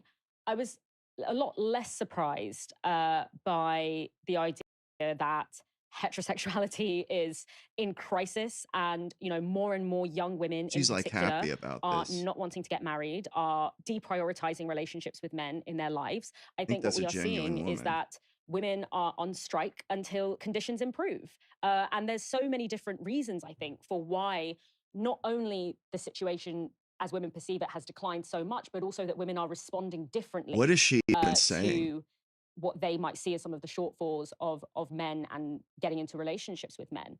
The Listen, political is one. You know, what's identified in this study, what's kind of emphasized a lot in this study is, look, men and women seem to occupy different worlds. You know, young men and women are occupying very different political and ideological frameworks. And that gap, that chasm is becoming so wide that it's kind of difficult to date across it. That's true. I work with a lot of young people, and it does kind of feel like they are living in yeah, he's different coming on ideological tonight. frameworks from one another. But I also think there's a really key economic element here, which is this dual process of increased economic independence of women and increased economic impotence of men. So what do I mean by that? In terms of economic she independence, brings it over to men. obviously, compared to, you know, generations before Of us, course. women are more likely than their mothers, their grandmothers, their great-grandmothers to be able to provide for themselves economically without the support of a partner. I mean, it was not that long ago, it was still in living memory, that a woman would not be able to get a bank account to get a loan without sign off from her husband. So when you remove that, you know, there's a reason why that was, because debt was considered an object. It was something you could buy and sell. It was considered a commodity. And people, you went to prison, debtor's prison. So they would not let women take out a debt because her husband was completely responsible for her. And if she took out a debt, it would put her own husband in prison. That's why she had to get his permission. But you know something? That's kind of how marriages are. Why would a woman be able to take out debt when it's a marriage? You know what I'm saying? Like, men, of course, you know, men back then, men earned the money. It's still acceptable. It's somewhat acceptable for them to take out a loan.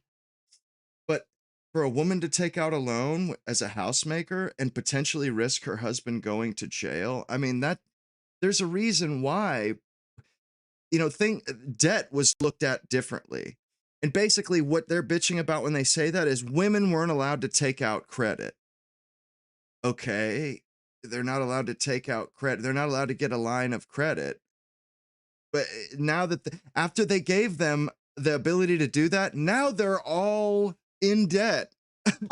They have the most debt by far of any group. when you remove that economic dependence, you get into this situation where a lot of women are like, look, I don't need a man for money. I can provide that for myself. I don't need a man just for company. I have my friends for that. And also, I think we're seeing a cultural shift. You know, This chick single has women no have historically been answers. very stigmatized. I think due to a lot of very hard work from women, that has changed. This idea that being a single woman is tantamount to like social death has changed. And that's a very, very good thing. And so women are like, look, the one thing I actually need from you is emotional She wants availability, to see emotional things get intimacy, worse. and emotional connection. And that is the one thing that men have just not been socialized on how to provide. It's the one Listen, thing that men are not taught how to do. You know, I don't think when you look at the way that young boys are raised, that they are taught to really prioritize connection and prioritize the work of connection, whether it's the with their work of partners, with their connection. friends, or even with As far as themselves. I know, And so a yeah. lot of women are like, well, if you're not going to provide for me the thing that I actually want from you, then I'm just going to build a life that doesn't require having a male partner in it. And then I think the kind of what I'd call the sort of economic impotence of men is, you know, the kind of the gendered Listen ideal to of her. men that they have been taught to aspire to, which is, you know, male breadwinner, the ability to provide, you know, financially for you and for a family. That is no longer economically viable anymore. You know, the economy is completely broken. And so when you have a group of people, He doesn't even for know whom, what you know, they she's are trying to constantly being say. told this is what you should be, this is what you must be, socially and culturally, but the material world that they live in makes that impossible. That breeds Gets resentment, worse. it breeds anger, and it breeds depression. And that's a very difficult combination to date. You know, you don't want to date someone who's resentful and These are angry her all the time answers, my because, you know, dudes. what they have been told they need to aspire to is something that they repeatedly are unable to get to for many reasons, for reasons many of which are This is incredible. structural. And so, yeah, From Barry Stevenson, yeah, where he's speaking with Daniel Priestley, you know, She Yeah. talking talks about the so idea that much and doesn't all these say influences, especially Barry's influence, dick. but also the manosphere influences too. A lot of men Nothing. engage with. They're saying like, if you fail, it's because you didn't try hard enough, yes, right? exactly. So essentially, putting the onus upon them to be this archetypal breadwinner figure, which, as you say, economically incredibly difficult for them to aspire to. And guys, like, you're giving people mental illness by doing Yes. so. It's really, really toxic. And I think it plays into what you said before about these ideological frameworks. And there's an increasing shift, I think, in men.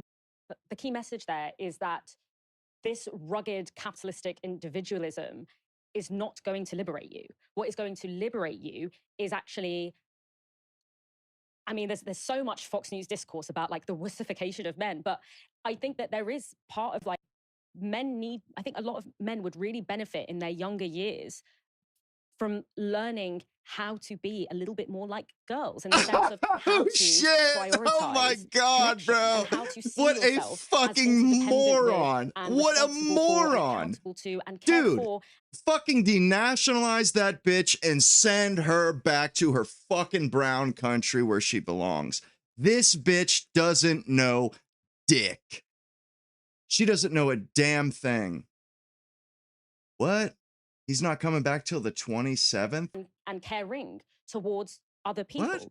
Because I think that kind of what we've done is we have pushed men into this, like, and what these Oh, kind of like what these wow. influences and this manosphere thing has done is it has taken this What a antipathy punk. and brokenness and alienation that I think people across the genders What a of all genders bitch. are That's fucked experiencing, up. I didn't know and that, guys. I pushing missed it that into one. a like dog eat dog, you know, competition, domination kind of attitude. You know, the Jordan Peterson would probably have a similar diagnosis to me in terms of the economics I mean, of why we're in the situation. They talk about what they saw in the New Statesman poll. This chick has just been, first of all, she said like 20 different things without actually even putting forward a solution. She's just like continuously talking, going through her talking points. And then she arrives at maybe, you know, men would benefit from being raised more like a girl. Like after she bitches and moans about the impotence of men. Like that's insane. The fact that we've gone this far into the fucking darkness and it's not working out, and our entire economy has been totally twisted and bent and basically made so that it benefits women and minorities. And I actually have an article that I was going to dip into today that really fucking lays this shit bare. Like it has something to do with the illegal and migrant labor, and the whole article is about the myth of the independent girl boss. But that's not that wasn't the part that I was really interested in. It was all of these alternate, or these jobs that didn't exist prior to women going to work. You know, they didn't, these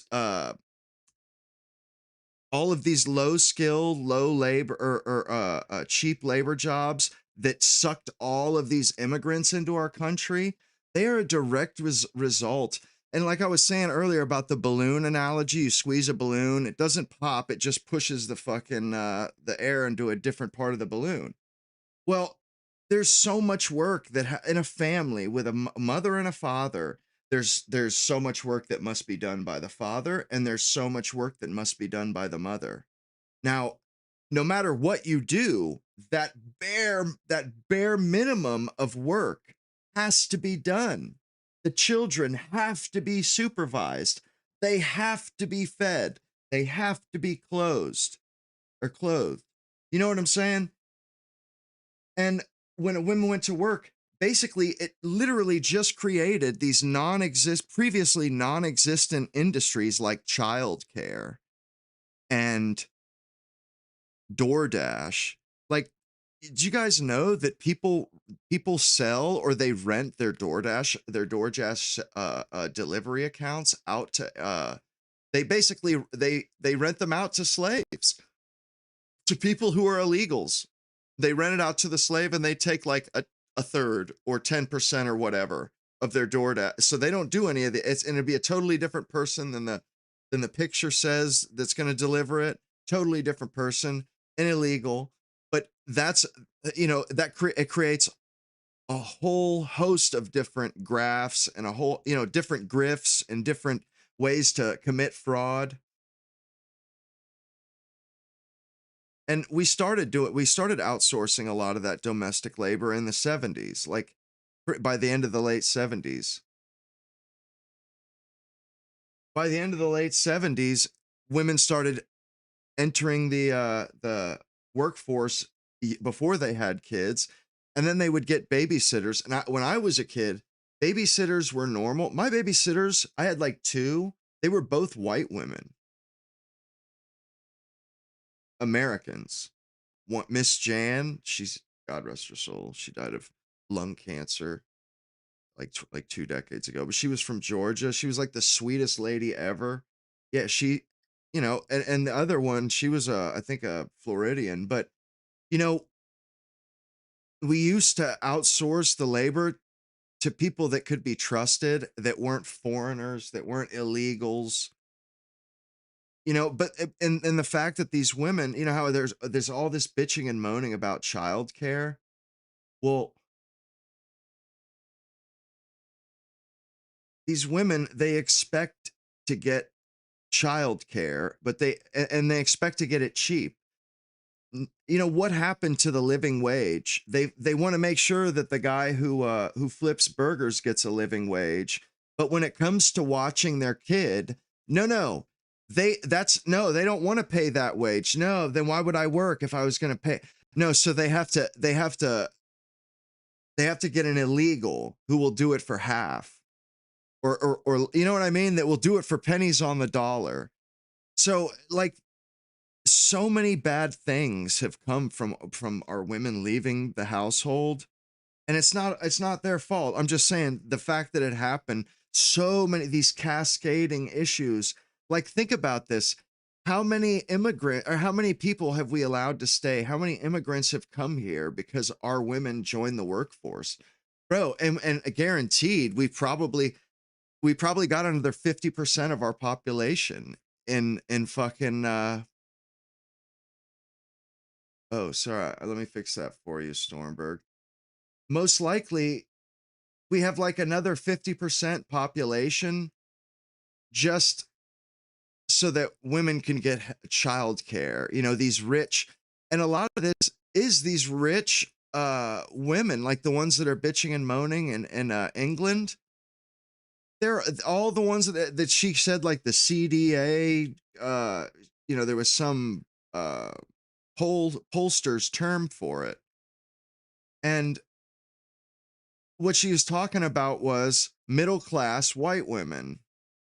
You know what I'm saying? Like, basically, that's what she was. That those are the people that she was that they were talking about. Those were the most pessimistic. They had the worst outlook on everything.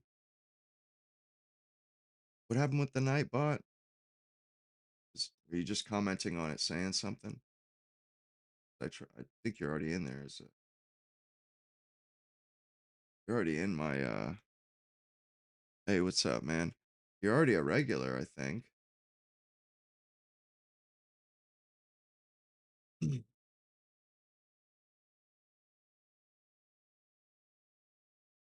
Add you as a regular.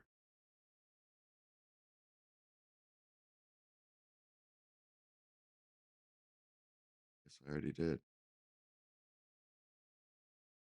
But it creates these just so many different problems that we created that didn't exist.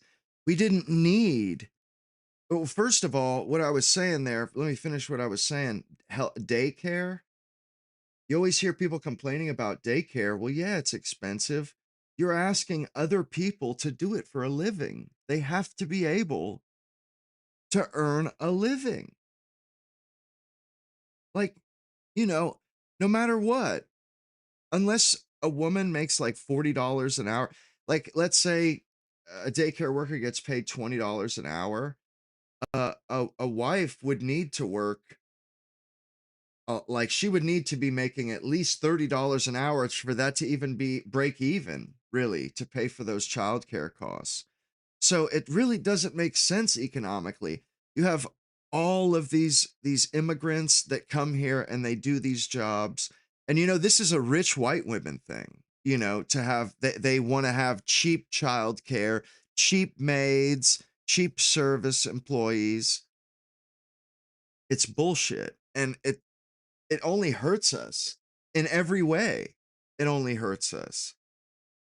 And there's this article has a list of ways that this could be mitigated, or basically what the article was about, how these girl bosses, it's non-existent, and the ones that do exist are only there because the government has put incentives in place.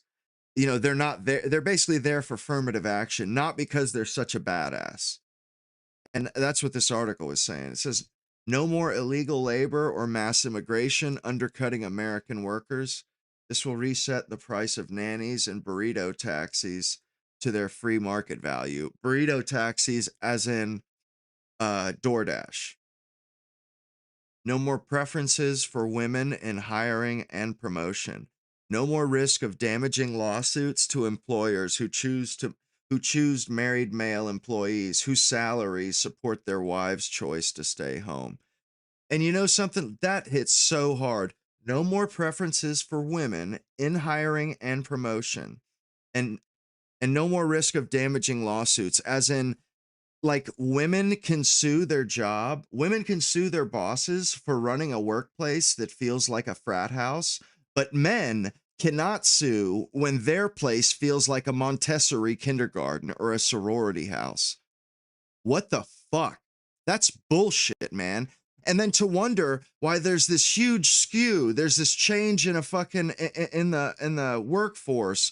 All of a sudden, women start doing these frivolous lawsuits, which lawyers push them into it because, ooh, my job is run like a frat house. But when it's run like a fucking sorority or like a damn daycare, nobody can bitch.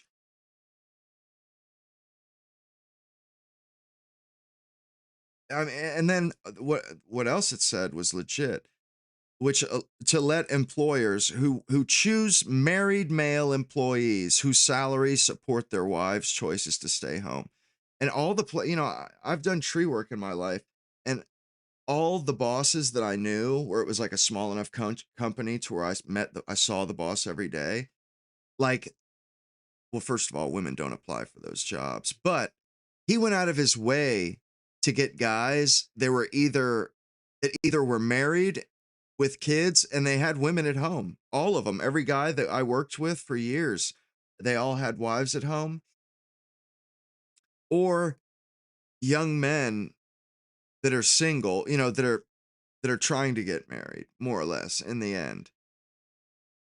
Guys, older single guys, like in their 40s, 50s, they would get passed over, or he wouldn't hire them. He's still sick. What's up in search of Fic?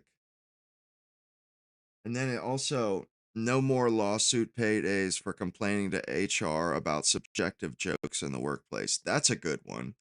Like, in HR, that's any man's worst nightmare is HR. I mean, it's like going to the principal's office. No more federal funding of the female-dominated NGO complex. That's what I'm talking about. Like, those 5 prescriptions would be such a positive development in our society, because there would be no more of these fugazi email jobs. Or think about this, DEI, those were literally commissar style, Soviet Union style political jobs, like political education jobs. That's what a DEI officer is. No, that's a commissar. That person's job is to make sure that everybody is politically correct, and anybody that steps out of line gets politically re-educated. I mean, that is some truly dystopian shit. We're like, right now, we're like, it's not this bad in China. China does not have a social credit score. They constantly tell us that China is worse and worse and worse, to the point where, oh, they have a social credit score, so that we feel like we're free, up to the point that they tell us China has a social credit score, and they think that we'll tolerate anything up to the social credit score. And at some point they'll say, oh yeah, it's even worse than that now, so that they can justify a social credit score for sure. Because, and they don't, that the fact of the matter is China doesn't have a social credit score. They're living better. Their government is better to them and actually provides them with new infrastructure, new airports, new trains, new roads, new highway systems. Bro, we don't get squat, man. We don't get shit. Like, they went around the moon recently, but yo, when was the last time they fixed anything? Like, all that gets done, it's all done at the local level too, I think. Like the roads being paved, our federal government doesn't do shit. They don't do a goddamn thing. They're not behind. Man, we used to have public works projects back in the day. Do y'all like the Hoover Dam, the biggest dam in the world for like almost like 50 years, something like that?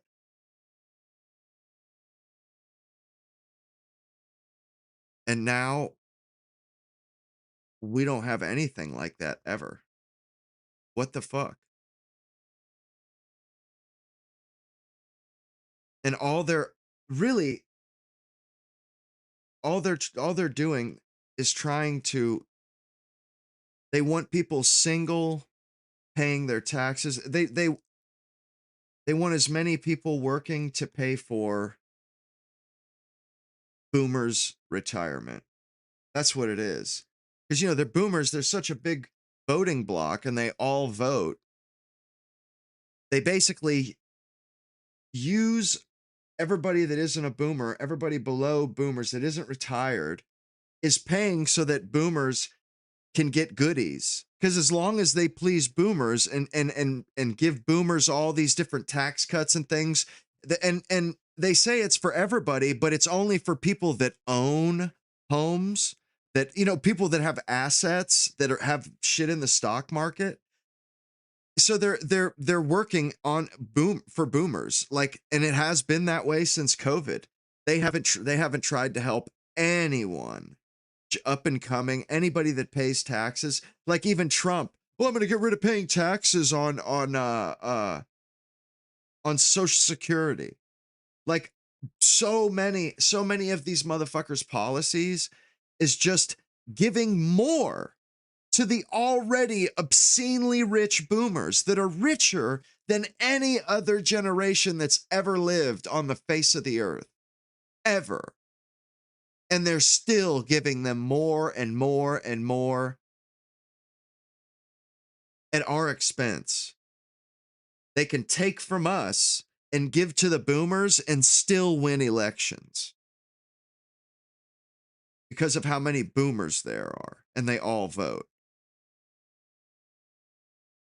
And they'll always vote for an establishment candidate. You know, they're always going to vote for the incumbent. And really, how can you blame them? The establishment has been they have taken care of the boomers. They got rich in this fucking total it was like a gold rush period in America when we were just stealing from everybody on the planet and from our own future. And they've taken care of boomers every year since. As long as the boomers have been alive, they've been getting sweetheart deals over and over and over. You know, when they give out these fucking tax credits for homeowners and shit, that's literally a goodie for the boomers. That's not a goodie for me or for anybody that doesn't own a home. You know what I'm saying? Like first time home buyer, they don't even really do those kind of things anymore. It's like everything at this moment, they can get away with ignoring us and benefiting the boomers. What's sad, what's genuinely sad is the boomers, they still got a good ways to go. They could do so much damage before they kick the bucket. Like, yeah, my dad he's got VA, but because they poisoned him when he was in the Marine Corps, so he has it for life. But either way, though, these boomers, if they want, they can do so much damage. They're not gonna be here forever, maybe another couple decades, but in that span of a couple decades, they could destroy. They could go even further. Make it. First of all, they're going to vote more authoritarian as time goes. The more out of control things get, the more authoritarian our government is going to get, because boomers having all this wealth, they're going to want law and order, whether it is authoritarian or not, because even if it is authoritarian, they don't have to worry about it. They're not, they're chilling in the shade. Like, think about this. Remember when COVID was going on? Do you guys remember that trucker rally? They debanked all those truckers. They debanked anyone that donated so much as $1 to that cause. And they just wanted to speak their grievance. But they debanked all those people. That's how authoritarian it could get. Look at what happened in Canada. The boomers are doing it in Canada. They could do it way worse here. They could come down with a vengeance down here if they wanted. Like, like, fingers crossed, my dudes, that they just go off into the good night, because they don't have to. Like, if things do start getting more out of control, like, they live in their gated communities. They do. And they are going to want to live out the rest of their life in peace and comfort. And if we start rebelling and start going crazy, they will just vote for an authoritarian regime to get everything under control, to repress us, basically. So it's like, we kind of have to play our cards carefully, because they still have a tremendous share of the voting bloc, and they have a lot. Like, they're selfish. We know they're selfish on the whole. Not all of them, but on the whole, they're very selfish, and they're going to vote like, they could easily, like, if they would just, right now they're hurting their posterity, they're hurting their legacy, their children, their grandchildren. Their grandchildren are going to suffer because of it, are going to be worse off. But you never hear boomers say, well, what, why don't we forego our social security? Why don't we'll forego, or we'll give up 30% of our wealth, or something, whatever, anything. They'll take a hit so that their children or their grandchildren don't have to take the hit. They're the richest generation to ever have lived. They own multiple homes, and, like, they can afford it, and they could, but because they're so selfish, they're going to make the generations coming after them are going to foot all these bills. Like, that's how it's going to go. And never do they ever offer anything to mitigate that or ameliorate it. No, they advocate for more. Like, they want more. And we're so insolvent. Like, we owe so much money. They can literally, like, anything they give is going to benefit their posterity, their kids or their grandkids. Although, any money you give to the government, most likely they're going to piss away. But, like, could you even, the fathers out there, could you imagine doing something that's going to affect your kids negatively? Like, does that even make sense, that you are getting benefits to the detriment of your children? Like, it's going, their standard, their quality of life is going to be diminished, because, I mean, like, we haven't even taken a hit to the Social Security age. It's 65 still. Like, they're voting for all these wars, like, and what I'm saying is they're doing damage now. They're okay with this war, even though They don't have to pay the debt. They're going to die with money in the bank. They're going to die in the black with tons of money, hundreds of thousands, millions of dollars, a lot of them. A lot of them. They are the wealthiest. They're the most asset rich. They have the most money in the stock market. But they don't have to tighten their belt. They're not going to be asked anything. They're not going to be asked to give anything. And that blows my mind. What's in 20 more minutes?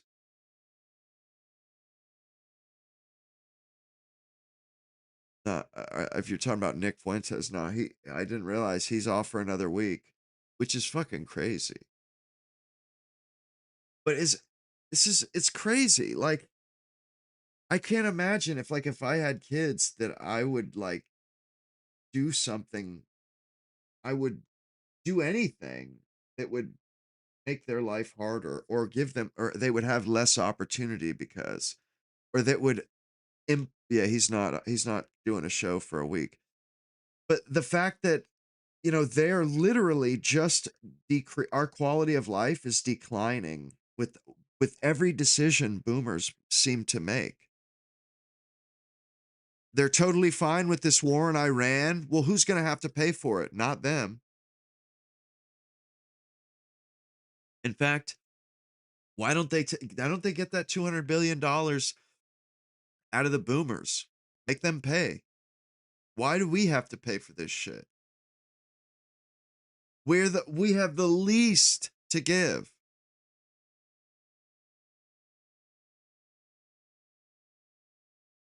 Yeah, in the Federal Reserve, yeah, they can devalue your dollar right out from under you. And that's it disincentivizes saving. Unless you're saving in gold or Bitcoin. And all the smart boomers and shit, they're sitting back laughing because all their money is in gold and Bitcoin and shit. They're not worried they don't care what happens to America, you see. They know they're golden. They're golden. Even if America collapses, they could go live on some island. They could go buy a little St. James or whatever the fuck that was. Whatever that island was called, Epstein owned. They could just do that. Go live on their own. Oh, what the fuck? Never have to concern themselves. I mean, it's just so crooked, man. How we're getting the shit end of the stick. Well, that's when the income tax started. But these boomers, they're doing great. And at the same time, they're not being asked to kick in anything. Anything.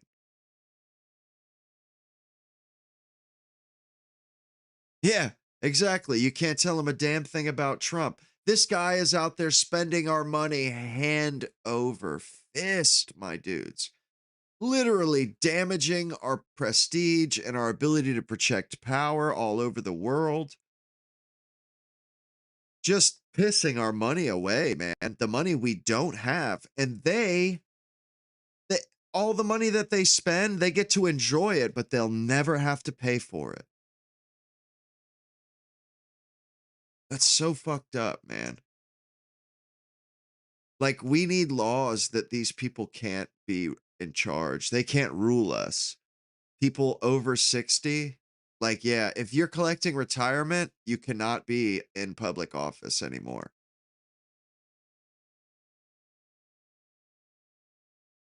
Would that not be the titties or what?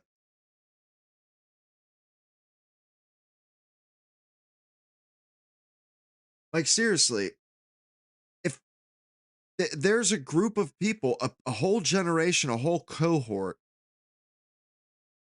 and they have all the money, it's like totally upside down. They've got all the wealth. Somebody needs to put it to them like, you do realize that your kids and your grandkids are going to be stuck with this. They're going to be stuck with the decline that you've brought about because nothing, you can't be pleased. Nothing's ever good enough. They're always lobbying for more healthcare. You know, at least the boomers, the once they got to that age, now it's how many more gimmies can they get?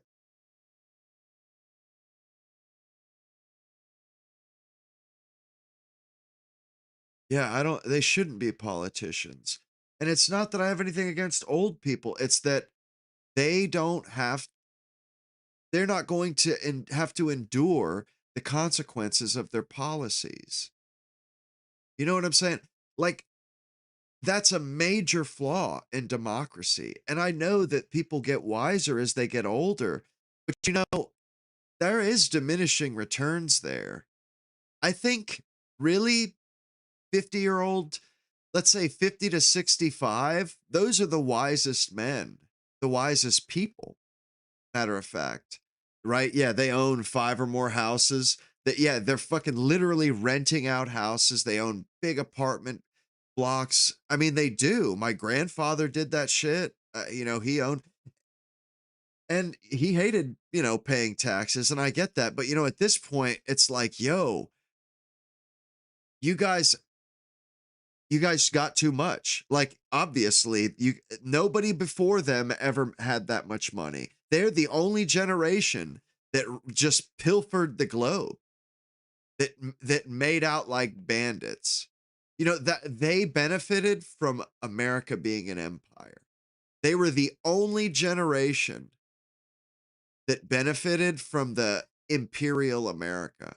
Gen X to a certain degree too, but even they weren't able to accrue the lifestyle with I mean, and the boomers did all this without any special, you know, with like high school diplomas and shit. They just pilfered the whole world. They've the stock market, it just keeps going up and up and up because of quantitative easing and shit. But the elites, they have had a Ponzi scheme going, and the boomers have been in on the deal. You know, they were there when all of that, the easy money was, when all the easy money was there to be grabbed, when houses were not, my parents, they paid 90 grand for in 1994 for the house that I grew up in. You know, that's like almost a $500,000 house now, pretty much. And they paid 90 fucking grand for this thing. I didn't even find that out till I was like well into my adult years. I was like fucking stunned. Like, what? And they made, I think together, that's how much money they made in 1 year. 1 year's fucking salary. 1 year, man. Yeah, it's between two people, but still, 1 year's salary. You bought a house for 1 year's salary. That's fucking incredible. That's incredible. And although they did not they didn't refinance, so they got kind of, I think they're like the rates that were in the early 90s, they weren't that great. But I remember when everybody was refinancing, you know, everybody that was my parents' age, you know, they had all bought their houses when it was like 6, 7% interest. And then when it got down below 3, everybody refinanced all at once. Like, people got pools and this and that. Or no, I think they did refinance. They just never did anything to the house. Most people were smart and they invested they pulled out the money that they accrued in value, the equity, just the difference, and then fix the house up, which is smart. But you know, there's like all kinds of different financial tricks and type loans and lines of credit, and they got to enjoy all of that stuff. People like my age and younger, like I've never dealt with any of that stuff. I've got a loan one time on a truck that I like paid it off and got rid of the truck. Like, it wasn't, I'll never get a loan for a vehicle again. But you know, it just blows my mind, like how much opportunity was available back then. and how little opportunity is available now. And all that, they had all that opportunity and it wasn't enough. They needed more. They wanted more. They okayed all these fucking wars all over the planet. Like we had a surplus in the 90s and then spent trillions and trillions on war after war after war. I mean, before we were in all this debt, Social Security looked to be insolvent. Like Social Security, the fact that I mean, I'm not going to get it. I don't see why boomers should get it either. Fuck them. Like, and if the ones that didn't get enough money together, did enough scratch together to have their own retirement, well, oh well, you were just that. You're the exception, the moron that wasn't able to fucking make money back in the day when houses didn't cost shit. I mean,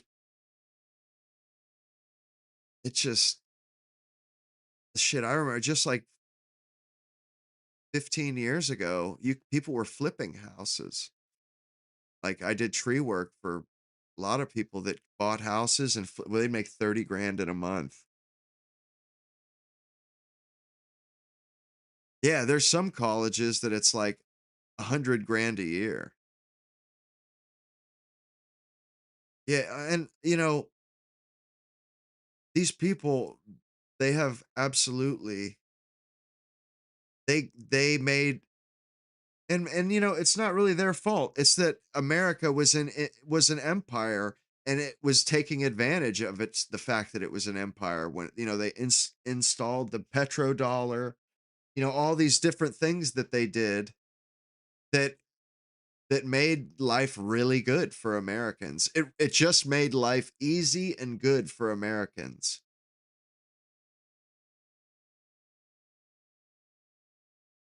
Got enough for a computer. What the hell are you talking about? Yeah, my grandfather bought a piece of property in the 70s for like 70 grand. It sold for $1 million 5 years ago. Bought it for 70 grand in the 70s, sold it for $1 million. And it appreciated so fucking much. Ridiculous amount. I wanted to show you guys this fucking video I saw earlier. It's a 5-minute clip. Set out to Fucking diabolical, my dude. Diabolical. To do that shit on Easter too? Like, what the fuck? Just hire a bunch of women to go fucking light cigarettes all together at the same time. And then he goes to the press and says, yeah, these women, they're protesting, blah, blah, blah, blah. That's incredible. Like, that's fucked up, man. Like, to use Easter, like, what the fuck, man? That was totally fucking a part of the design. Make a statement like that on Easter and then fucking go to the press. Like, what the fuck? And this is the exact same thing as what they do. I don't know what you're talking about. They showed in the fucking newspaper even had that shit. They just made a statement with it and made it socially acceptable. Instead, it was acceptable at that point. But how, that's so diabolical, man. And that's exactly what they've done today. Except the idea is that men are evil, or, that families are oppressive, or, take your pick. For the most part, that's what they, instead of cigarettes, they just pushed instead of cigarettes, they just pushed girl boss or whatever, but and no matter what, it's like acid to culture. It just destroys it. Anything it comes in contact with this ideology, this Marxist ideology, making it so that no one can come up with an answer or a solution. And this is KGB agents. I forget. I was watching a video on this earlier. And they had a KGB agent, a famous one that, you know, came out and explained what had happened or what had happened here with the with how we've been indoctrinated. And the guy, everything it was just like methodical what he was talking about, all, and you could see it all happened in the past. Whether it was by the Soviets or not, I don't know. It was a KGB agent that defected, though, that said this.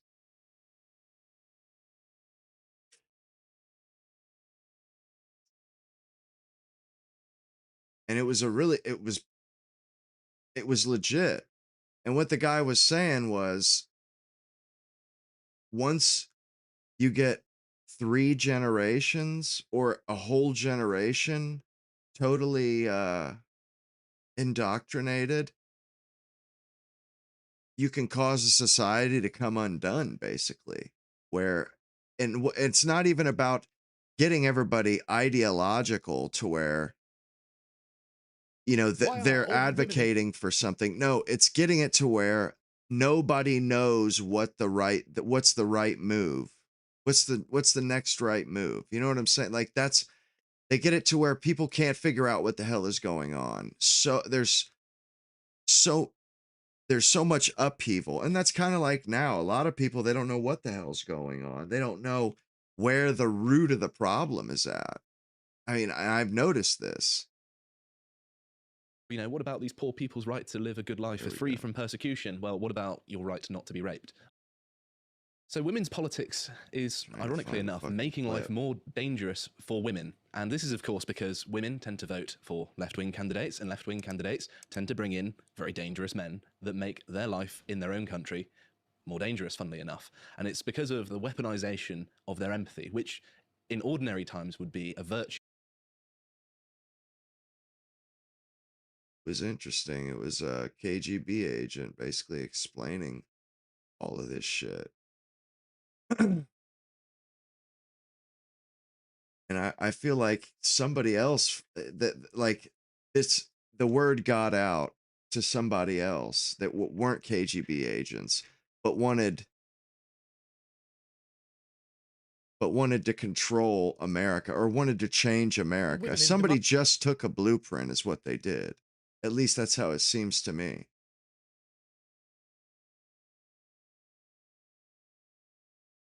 But in all this stuff, it absolutely points to change. You look at any of these different graphs, all the graphs that come out, and you just see these huge spikes in political ideology.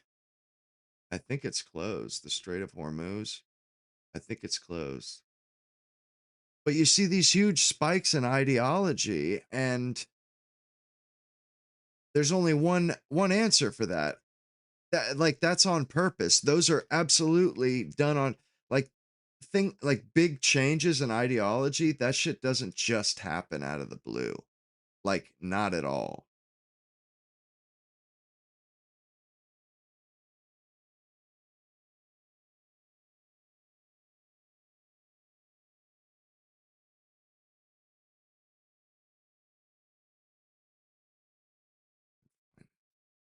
If I can find this fucking, here we go. I fucking found it.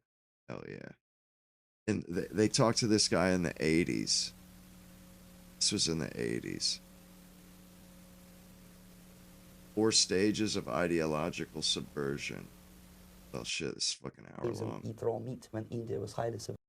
See if I can get maybe a chopped down version. Here we go. Well, you spoke several times before about ideological subversion. That is a phrase that I'm afraid some Americans don't fully understand. When the Soviets used the phrase ideological subversion, what do they mean by it? Ideological subversion is the process which is legitimate, overt, and open. You can see it with your own eyes. All you have to do, all American mass media has to do, is to unplug their bananas from their ears, open up their eyes, and they can see it. There is no mystery. There is nothing to do with espionage. I know that espionage intelligence gathering looks more romantic. It sells more deodorants through the advertising, probably. That's why your Hollywood producers are so crazy about James Bond type of thrillers. But in reality, the main emphasis of the KGB is not in the area of intelligence at all. According to my opinion and Thank you, opinion of many Stormberg. defectors of my caliber, only about 15% of time, money, and For manpower letting them know. is spent on espionage as such. The other 85% is a slow process, which we call either ideological subversion or active measures, активные мероприятия in the language of the KGB, or psychological warfare. What it basically means is to change the perception of reality of every American to such an extent that despite of the abundance of information, no one is able to come to sensible conclusions in the interests of defending themselves, their families, their community, and their country. It's a great brainwashing process which goes very slow, and it's divided in 4 basic stages. The first one being demoralization. It takes from 15 to 20 years to demoralize a nation. Why that many years? Because this is the minimum number of years which requires to educate one generation of students in the country of your enemy, exposed to the ideology of the enemy. In other words, Marxism-Leninism ideology is being pumped into the soft heads of at least 3 generations of American students without being challenged or counterbalanced by the basic values of Americanism, American patriotism. The result you can see. Most of the people who graduated in the 60s, dropouts or half-baked intellectuals, are now occupying the positions of power in the government, civil service, business, mass media, educational system. You are stuck with them. You cannot get rid of them. They are contaminated. They are programmed to think and react to certain stimuli in a certain pattern. You cannot change their mind, even if you expose them to authentic information, even if you prove that white is white and black is black, you still cannot change the basic perception and the logic of behavior. In other words, these people, the process of demoralization is complete and irreversible. To get rid society of these people, you need another 20 or 15 years to educate a new generation of patriotically minded and common sense people who would be acting fellas? Favor and in the interests of the United States society. And yet these people who've been programmed and, as you say, in place and who are favorable to an opening with the Soviet concept, these are the very people who would be marked for extermination in this country? Most of them, yes. Simply because the psychological shock when they will see in future what the beautiful society of equality and social justice means in practice, obviously they will revolt. They will be very unhappy, frustrated people. And the Marxist-Leninist regime does not tolerate these people. Obviously they will join the links of dissenters, dissidents. Yes. Unlike in present United States, there will be no place for dissent in future Marxist-Leninist America. Here you can get popular like Daniel Ellsberg and filthy rich like Jane Fonda for being dissident, for criticizing your Pentagon. In future, these people will be simply squashed like cockroaches. Nobody is going to pay them nothing for their beautiful, noble ideas of equality. This they don't understand, and it will be greatest shock for them, of course. The demoralization process in the United States is basically completed already. For the last 25 years. Actually, it's overfulfilled because demoralization now reaches such areas where previously not even Comrade Andropov and all his experts would even dream of such a tremendous success. Most of it is done by Americans to Americans, thanks to lack of moral standards. As I mentioned before, exposure to true information does not matter anymore. A person who was demoralized is unable to assess true information. The facts tell nothing to him. Even if I shower him with information, with authentic proof, with documents, with pictures, even if I take him by force to the Soviet Union and show him concentration camp, he will refuse to believe it until he is going to receive a kick in his fat bottom. When a military boot crashes then he will understand, but not before that. That's the tragic of the situation of demoralization. So basically America is stuck with demoralization, and unless, even if you start right now, here, this minute, you start educating new generation of Americans, it will still take you 15 to 20 years to turn the tide of ideological perception of reality back to normalcy and patriotism. The next stage is destabilization. This time, subverter does this is not in care 1984, about your by the way. patterns of your consumption. Whether you eat junk food and get fat and flabby, doesn't matter anymore. This time, and it takes only from 2 to 5 years to destabilize a nation. What matters is essentials: economy, foreign relations, defense systems. And you can see it quite clearly that in some areas, in such sensitive areas as defense and economy, the influence of Marxist-Leninist ideas in the United States is absolutely fantastic. I could never believe it 14 years ago when I landed in this part of the world that the process will go that fast. The next stage, of course, is crisis. It may take only up to 6 weeks to bring a country Yeah, to the verge of crisis. 1984, man. You can I'm see not it in kidding. Central America now. And after Ironically. crisis, with a violent change of power, structure, and economy, you have so-called the period of normalization. Ironically. It may last indefinitely.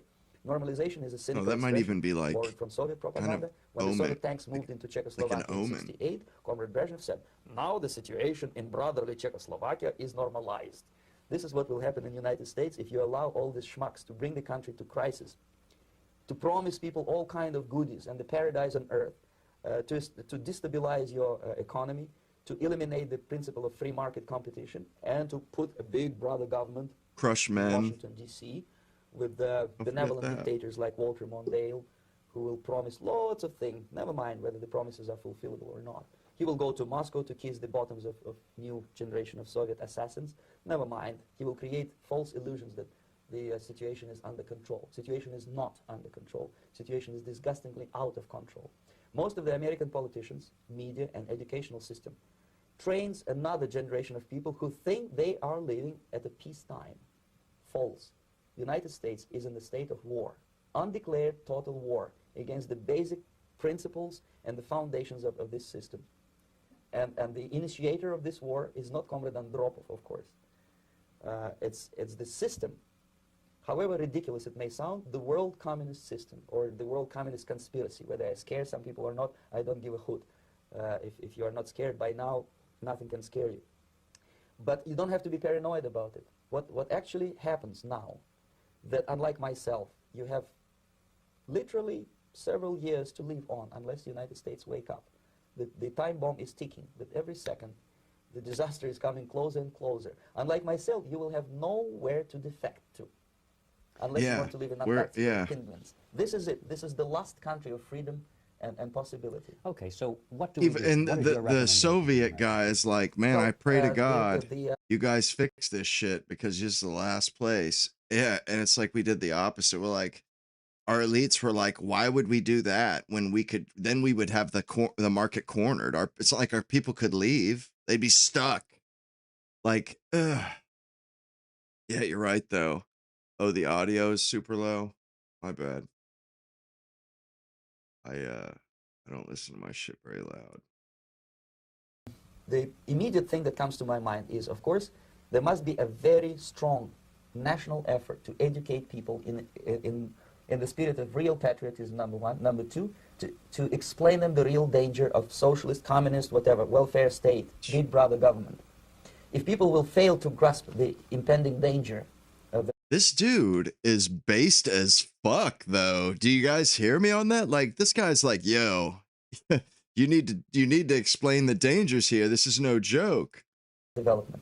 Nothing ever can help United States. You may kiss goodbye to your freedom, including freedoms to homosexuals, to prison inmate. All these freedoms will vanish, evaporate in 5 seconds, including your precious lives. The second thing, the moment at least part of the United States population is convinced that the danger is real, they have to force their government. And I'm not talking about sending letters, signing petitions, and all this beautiful, noble activity. I'm talking about forcing United States government to stop aiding communism. Because there is no other problem more burning and urgent than to stop the Soviet military-industrial complex from destroying whatever is left of the free world. And it is very easy to do. No credits, no technology, no money, no political or diplomatic recognition, and of course no such idiocy as grain deals to USSR. The Soviet people, 270 millions of Soviets, will be eternally thankful to you. You know, the fact that, obviously it was 84 because it was the Berlin Wall hadn't gone down, but the fact that this guy is talking about, like, you know, make your government do it. I'm not talking about send letters. I kind of like, maybe that is possible that we could make some motherfuckers do it, like make them do it. I don't know how you would do that though. I guess you would have to just show up in Washington in such great numbers. You know, that would be like an all hands on deck situation where it'd be like anybody that's within a 5-hour drive has to go. You know, like when you think about it, I suppose we could force things. Like if there was something.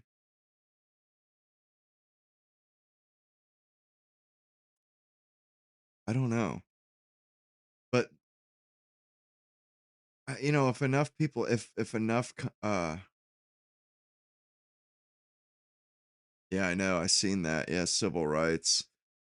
Actually, the one group that it doesn't do it says everybody. That's the only one that it doesn't offer civil rights to are communists, which is crazy. No, I'm not too worried about it. I heard that the other day, though. I did. And also, you know, I remember when dating apps first came out too. Auto hoax. Yeah.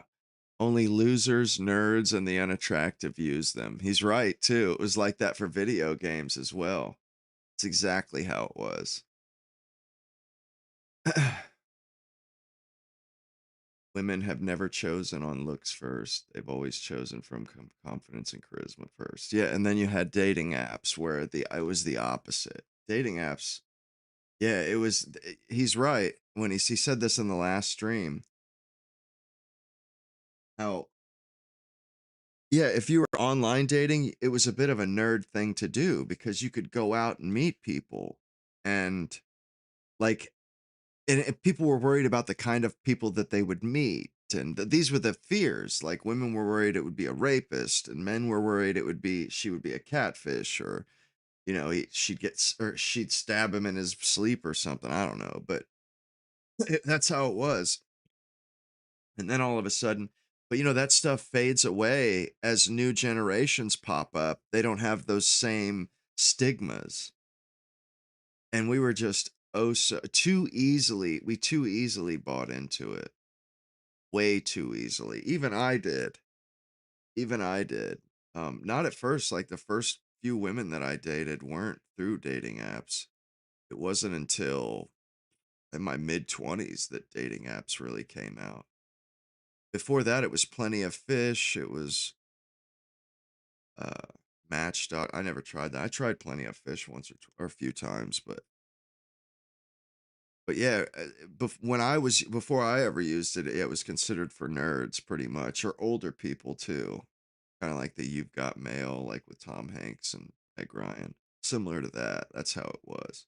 Kind of like pen paling. It was weird though, but it was no. It turned out to be a total.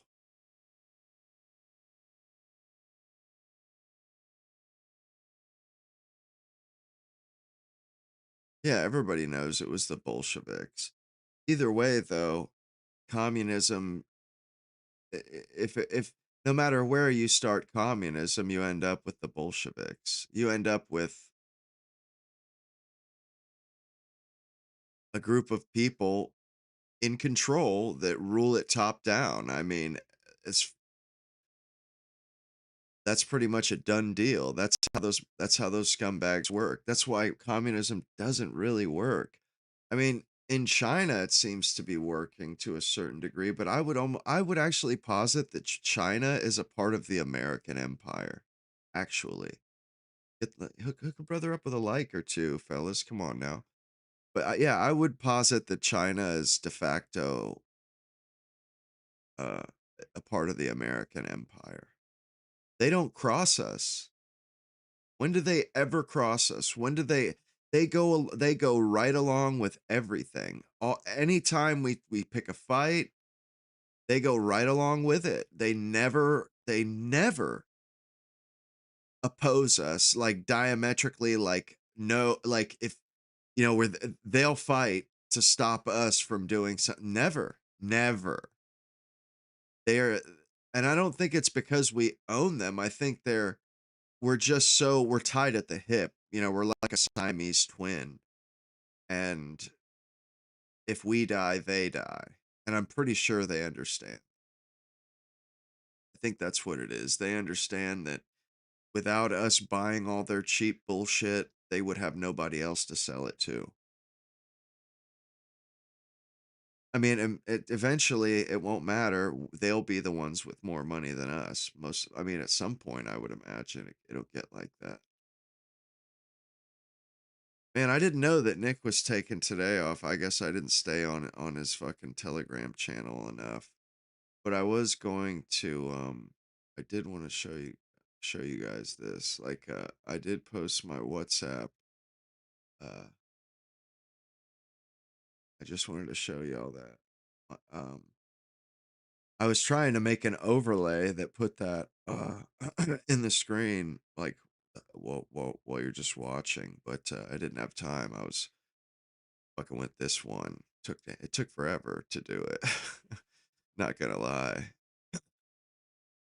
but got it anyhow.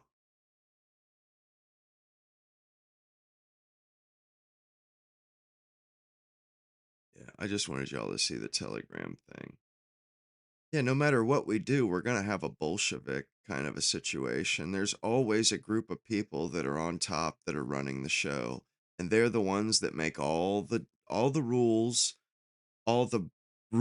on how you become a leader, all the rules on who gets to go to college, who gets to go to the pipelines that lead to to bureaucracy jobs or to, you know, elected office. They're in control of everything no matter what. A lot of I think America, they have they have basically twisted it and turned it into a soft Soviet Union. As far as I'm concerned, it's just a softened version of it. I mean, a lot of stuff that we used to have, we have the illusion of, it seems like nowadays. A lot of the freedom that we all, that was just, I mean, we do still have guns and certain other things, but you get thrown out of college if you protest against Israel. Like, what the fuck? Like in any government oath, you have to swear allegiance to Israel, basically, which is insane. You have to like swear that you won't go against Israel. Like, what the? And there's all kinds of stuff like that, and they just redid the Patriot Act or the FISA stuff. That's so crooked. Like, we don't even have, like, we actually don't have a right to uh, uh, frivolous searches and seizures and shit. We don't have a right to privacy. They look at all of our phone stuff, all of our computer searches. They know how many times anybody's searched any tagged any subversive search keywords. That we don't have a right to privacy anymore. Straight up, we just don't. And one could argue that that's like the most important one, the most important right to have. Like, freedom of speech is too, but the right to privacy, good Lord. I mean, yeah, we don't have that anymore. We don't seem to have control over whether or not we go to war anymore. They can send us off to fight for, not for American interests, for another country's interests. This is so wrong. So it, it almost destroys the idea of America. The fact that, it's one thing to be jerked around by a fucking ring in your nose for your own country and for your kids, your future children, and your community. That's one thing.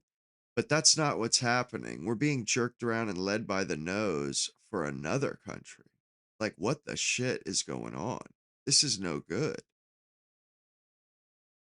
And it's like, thank God people are finally waking up. I think I seen a Democrat primary. Get the likes up, fellas. Come on now. How hard is that? I seen a Democrat primary where the guy that's actively against Israel is doing they won't accept the other ones. I mean, straight up, because I've seen some other town halls they've been trying to have where they're just getting booed on. I mean, like, yelled at, booed off the stage. And then in this other one, I just caught a clip of it before I turned the stream on, but it had this Spanish guy. Maybe he was Muslim. I'm not sure. He was dark. He was a brown guy, but he was arguing with like a reporter or something, and basically what the deal was is he wasn't doing good until he told them that, yeah, I'm against Israel and Netanyahu. Like he was the only guy, or he was the guy that would come out and just say, call a spade and say they're trying to control our country. Netanyahu's scum, Israel's. I mean, he wasn't taking a halfway position. This guy was taking the whole, he was going to, you know what I mean? This wasn't a half-ass. This guy was passionately, they've committed a genocide. How can you say that isn't a, you know what I mean? Like he was calling the interviewer to the carpet on this shit. Like, how could you not say it was a genocide? But that's good. That portends good shit, man. That on the Dem side, they're already to the point where they straight up, what? Yeah, where they're straight up, the people that are running, like if you're lukewarm on Israel, you're cooked. You got to be just straight up, no more Israel, not another fucking dime, and bringing Netanyahu up on charges. That guy is so corrupt and so evil. He should be hung by the world court. They did that shit to Saddam Hussein. I'll tell you what, who deserves it more than Saddam Hussein deserved it? This scumbag, Netanyahu. This guy deserves every bit of that. You know what I'm saying? Like, seriously, though. Netanyahu is scum. And people are waking up, and political parties, they're starting to understand. Even the most lukewarm people are coming around, like they realize that it's not tenable. It is no longer tenable. This shit is unacceptable. The American people are over with it. Yeah. It's like we are giving money to Israel, and anybody Israel told us to give money to, whether or not they ended up being our enemies in the future. But that's what happens. Everything we give to the Middle East ends up biting us in the ass. We give 50 billion to Taliban. And the same thing with that guy running Syria. They had us install that guy, basically. That guy had killed Americans and shit. This guy was a jihadist and had like killed a lot of people, but Israel, I guess because they could manipulate him or for whatever reason, they put him in charge. Well, because he's their puppet, obviously. But they're totally fine making friends with people that have killed Americans and may plan on killing more Americans. That doesn't cross any lines for them. Yo, hook a brother up with some likes. I've seen what you guys can do. I've seen you literally just likes come flooding in.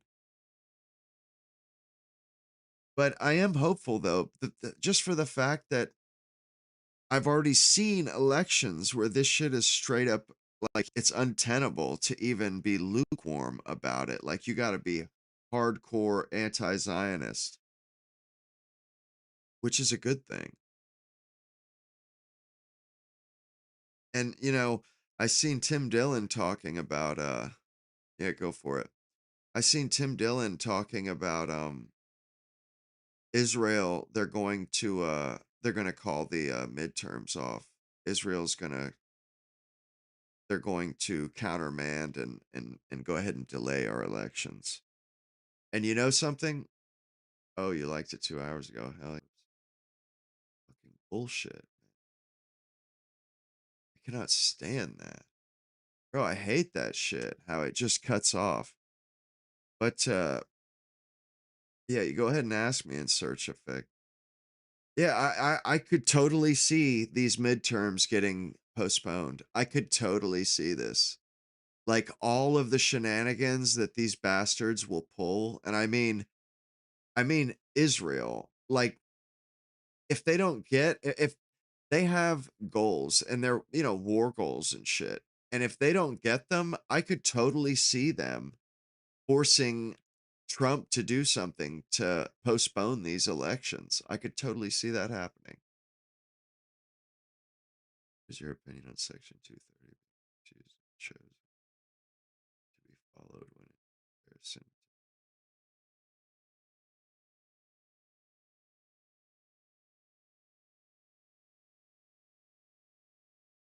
What are you talking about? I have no idea what you're talking about.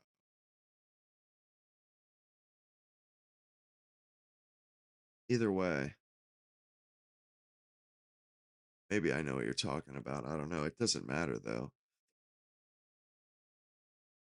Yeah, I could totally see the midterms just getting pushed off or being called off, even though we haven't missed elections since or we didn't miss elections in the Civil War and our whole country was being torn to shreds. No no postponed but I could totally see them postponing elections.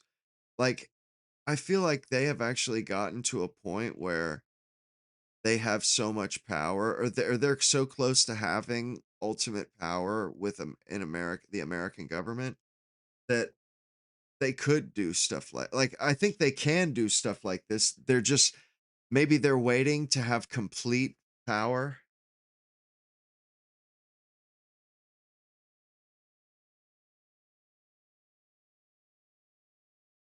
You know, like they may have enough power to where they could do stuff like that. And once they do have that, once that we can't do anything about it, they'll take their mask off. They'll start acting like they'll start letting it be known that they have that kind of power.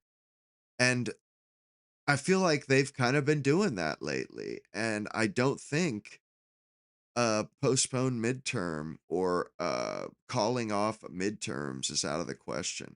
At some point, like when you deteriorate into an autocracy, you know, that's how it happens. You know what I mean? Like they're just called off.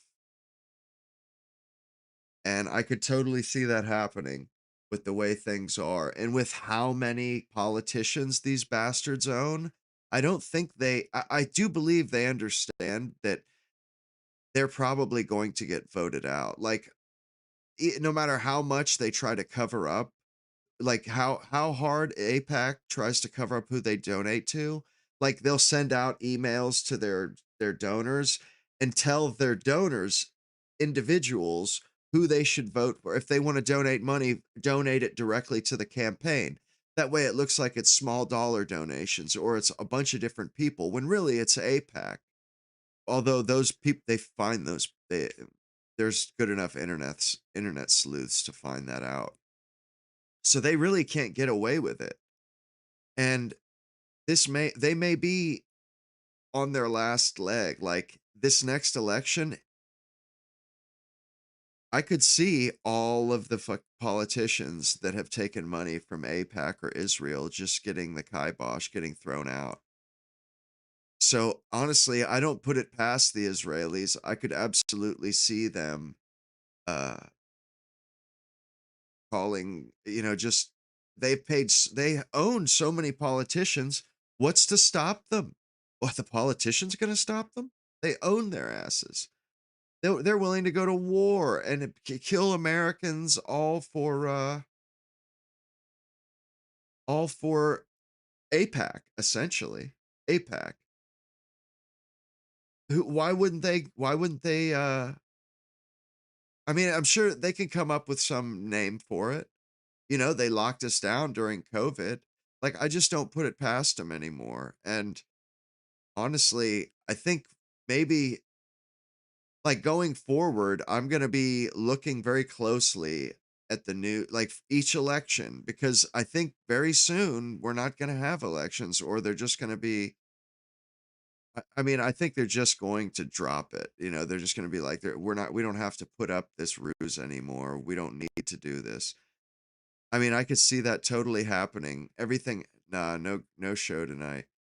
But everything has degraded so much, and they're becoming authoritarian.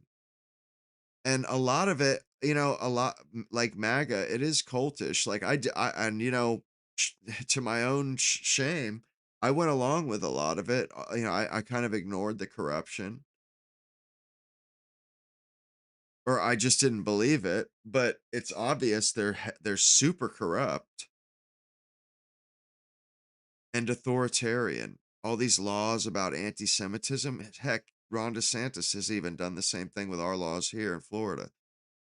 But they're like choking us off, you know. They're slowly, uh, like brick by brick, they're bricking us into like a coffin, cell made of bricks, you know, or a coffin made of bricks. You know, they're just bricking us into where we have no freedoms at all. We're just gonna be like, you know, stuck in a fucking box. That's the way it feels to me, anyhow. Like, it's not just the typical legislative creep that happens over time, which I mean, I get that. I know that there is like a legislative creep, because every law actually represents a little bit of freedom. Every single, and that's the problem with laws, is they constantly make new ones, but how often do they get rid of old ones? You know what I'm saying? So every law they make is limiting your freedom just a tiny bit more. And they never get rid of old laws. Imagine how much less freedom we have compared to 10 years ago, 30 years ago, 100 years ago.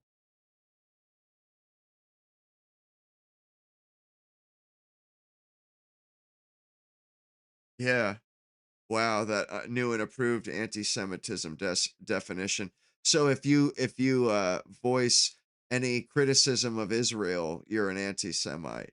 Well, see, they can do that all they want, but it's not until they actually attach laws to, like, jail time to it. Because it's not illegal to be anti-Semitic. That's the thing. Yeah, they can say that some speech is anti-Semitic, but that doesn't do anything, you know. That just means that, okay, they can slander somebody as an anti-Semite, but to say that, that's not what anti-Semitism is. Honestly, anti-Semitism is hating Semitic peoples.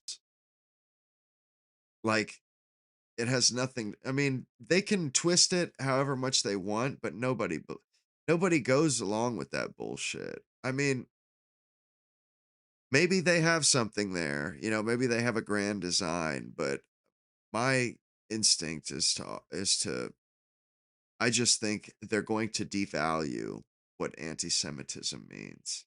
Although this is a group of people that are very crafty and very clever.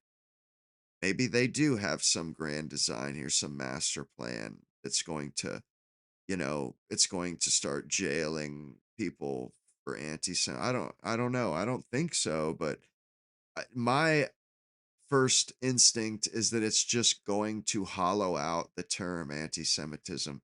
Nobody's going to care anymore. Because if you can be called an anti-Semite because you have a problem with what they're doing in Beirut and Lebanon right now, if that makes you an anti-Semite, well, then anti-Semite doesn't mean anything. Because, you know, most of those people that live in that area have they're Jews that their family converted 1,000 years ago, though. You know, especially when they kill the Christians. So it's a very subjective. Oh, anti-Semite. Oh, what, you're an anti-Semite if you criticize Europeans? Like, what a joke. These people are Europeans. They have blue eyes. Like, come on now. It's a joke. I mean, and really, I me and a lot of people, not just me, but a lot of people in high places think that Israel, they're destroying themselves. All of this stuff, they think it's helping them. But what if they're just so ideologically brainwashed or so delusional or in such a bubble that they don't understand the kind of damage that they're doing all over the world? That's incredible. See, that's what I'm saying. In Canada, it is authoritarian. It seriously is, man. It's bad. And it could get that way here. The thing is though, they can put those laws in place, but the boomers are going to be gone here in short order. And that's the thing is once the boomers are gone, there will be no appetite for any of this bullshit. Like nobody's going to care about who's anti-Semitic or not. Like matter of fact, that may be like a badge of honor at some point, you know? I could seriously see a day when when that's the case. If they keep going like they are, where they start this has this inner like Tucker says this Israelism. Do they really think like you know how like just like the Shah said, they're pushing too many people too hard. You know, when you push people around and you get rough with people, you get physical, you start throwing people around, they don't like it. You know what I'm saying? Like people start pushing back after a while.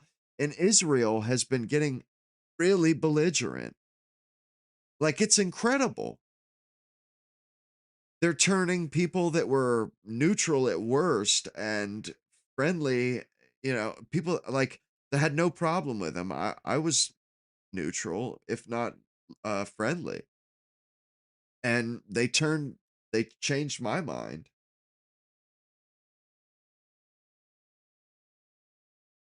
And when the boomers go, they will have nobody, no goodwill. The only people on the whole planet that they still have goodwill with are boomers, American boomers.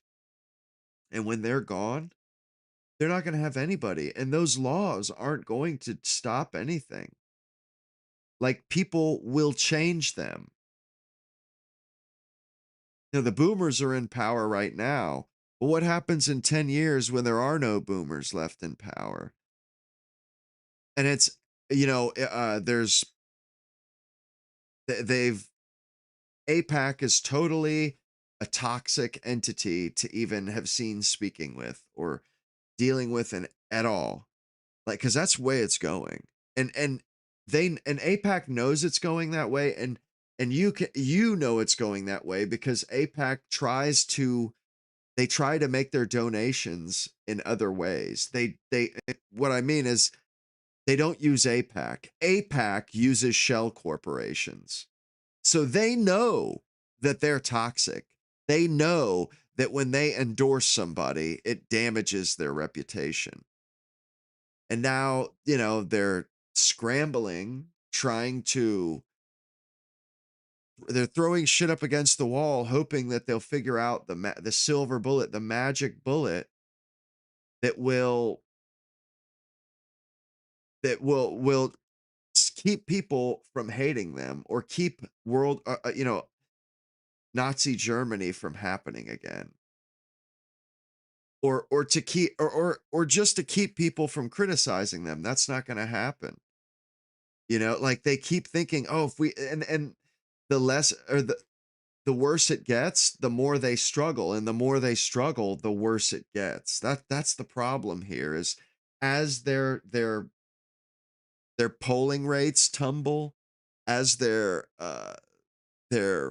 leverage around the world crumbles, they start getting belligerent, like Netanyahu threatening Australia that they had better put in some laws or he's going to be mad with them. That doesn't, you know, the way that they react to stuff, it's not how somebody in a position of power reacts. Like they're in such dire straits at the moment.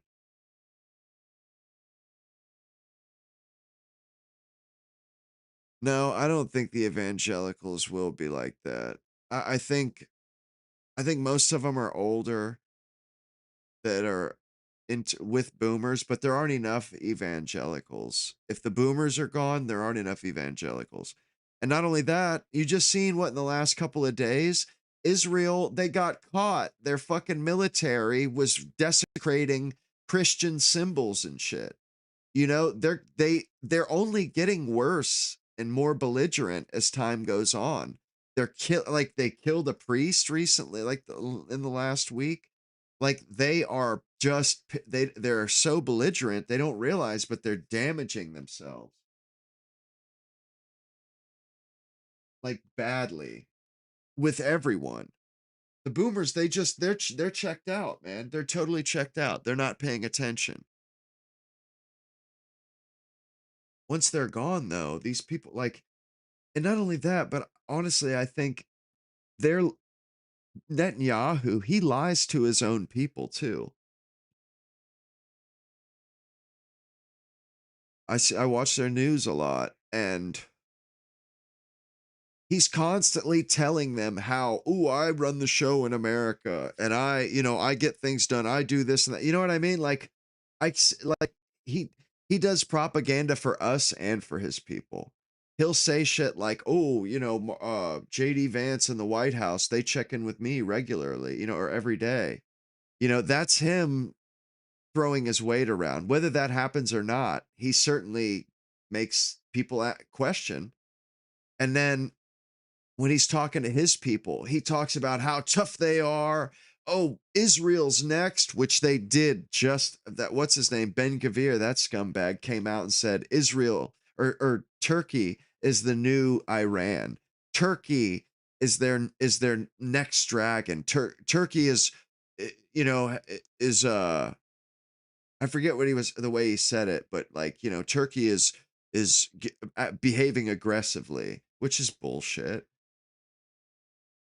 But they're constantly, and not only that, Netanyahu, he has corruption charges pending on him.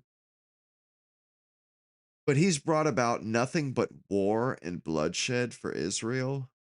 Those people have been living in bomb shelters since the war started. It's not safe there. And he's always lying to them. And I don't think anything that they've done is benefiting Israel. If the only way Israel is going to exist in the Middle East is if they learn how to get along with their neighbors, and if they when once they eventually they'll either abandon once Netanyahu dies, they'll abandon the greater Israel theory or plan. They'll abandon that, and they'll just become a regular nation, regular state. I don't think they'll exist at all. But the greater Israel theory or greater Israel plan, that's not going to happen. There's no way. Iran, sorry, he's stuck in their craw. Iran's stuck in their craw. There's nothing they can do now.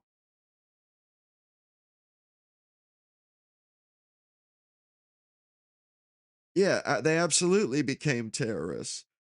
When they start talking about bombing apartment complexes, apartment buildings because there was a weapon in that building, or because one guy it's like, nah, they're not using human shields. They're just going home to be with their wives and kids. Yeah, we're all against radical Muslims, but they don't really even seem all that radical to me anymore. Like, the only time they ever get violent nowadays is when they're defending themselves. Like, they're literally being assaulted by Israel. Like, I've never seen it any other time. I haven't seen it since I was a kid, it seems like. There was quite a spate of bombings in Europe. There was the 9/11, where they were cutting people's heads off on camera, cutting our Americans. They genuinely had a bone to pick with us. But I think they've abandoned that. I think they know who the real problem is. I mean, Israel is just an extension of us, but Iran is determined to not bow to Israel. And Turkey is in NATO, although Israel wants to get them out of NATO, I'm sure. But the fact that those two countries are there, I just don't see them ever breaking out. I don't see them ever. Not only that, we pay Egypt and Jordan to play nice with them.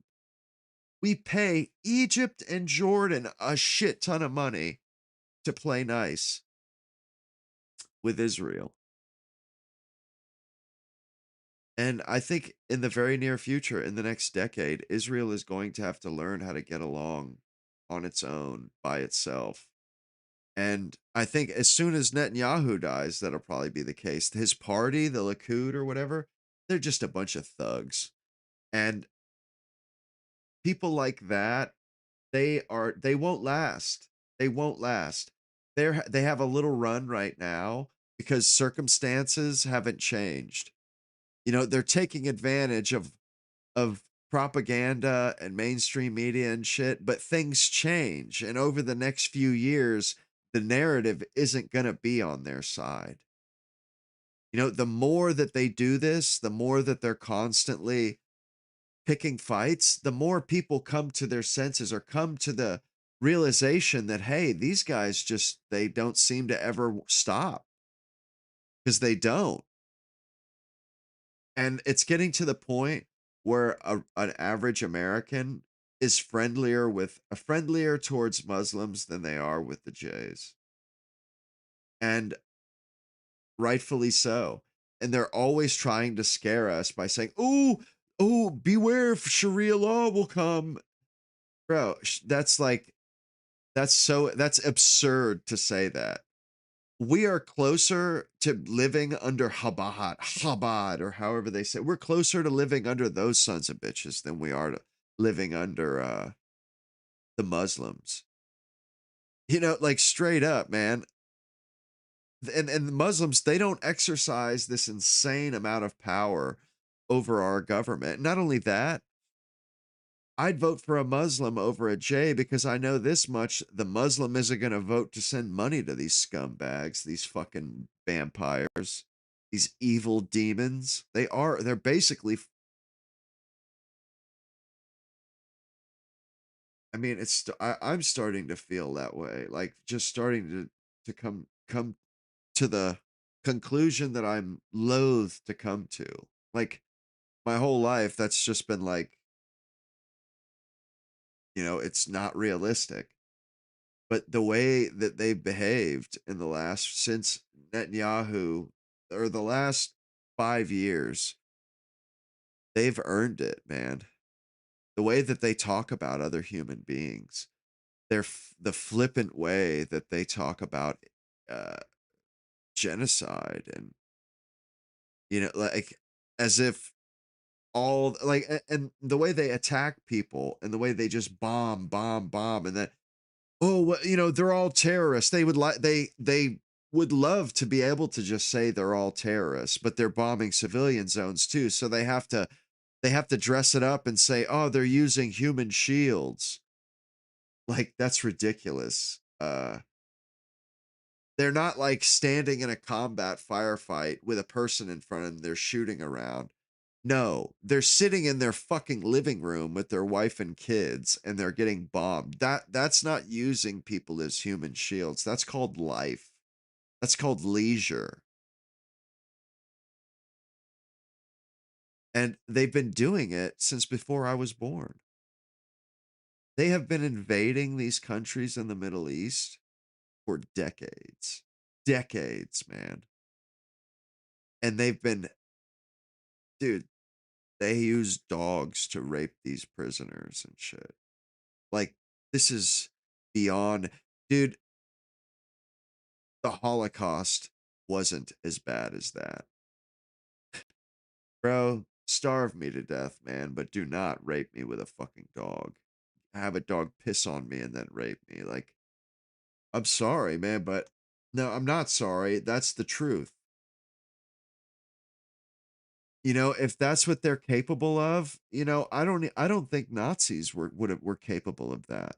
Maybe they would have a dog rip one from limb from limb. I can see that. But to have a dog penetrate a human being, like, I'm sorry, that is so like, whoa. That's so devious. Only a deviant, a sexual deviant would ever come up with such a disgusting thing to do to another person. I mean, just downright evil, diabolical. No other word for it. Ugh. Man, I couldn't believe when I heard that too. I'm like, what the hell? And then this stuff with Epstein. the way that they talk about women. Like, holy, like, what?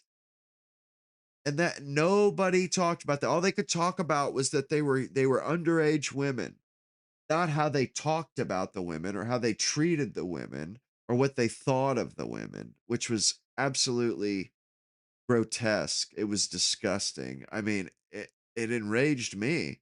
Like, what the hell? They're talking about our women as if they're animals, dogs beneath them. Like, I'm so grossed out by these people. And that's normal to them. Like, that's casual talking amongst them, when they're just hanging out together. Casual emails with that kind of stuff in it. And they totally they justify the evil shit, like, or what they're doing to women, what they're doing to white women. And they're goyim, they're cattle. It's okay. It's just like how people they attack the Muslims with, they do in England especially, they rape these young white girls. And it is totally a racist crime. It is racism, and it's so ugly and so diabolical. Like, these people cannot be allowed to have control over anything or anyone. And they're gaining control, or at least they have been. Like, we don't want to live under these people. Anybody but these people. I'll take the Chinese any day over the Jays. Like, if they do that with dogs, and they see us all the same. That's the problem here, is that if they'll do it to a Palestinian, my God, they will do it to you, man, and they'll do it to me. I mean, I guess they probably wouldn't do it to another Jay, but they would damn sure do it to us, any of us. If they have no compunction about doing it, if they make excuses like, "Oh, well, he's not a J, he's not one of us." Well, then that doesn't include any of us. It's disgusting. And the more that goes down, I always thought it was a little bit far-fetched that there's a cabal. But when you look at it, man, how and where these billionaires spend their money, what they spend their money on,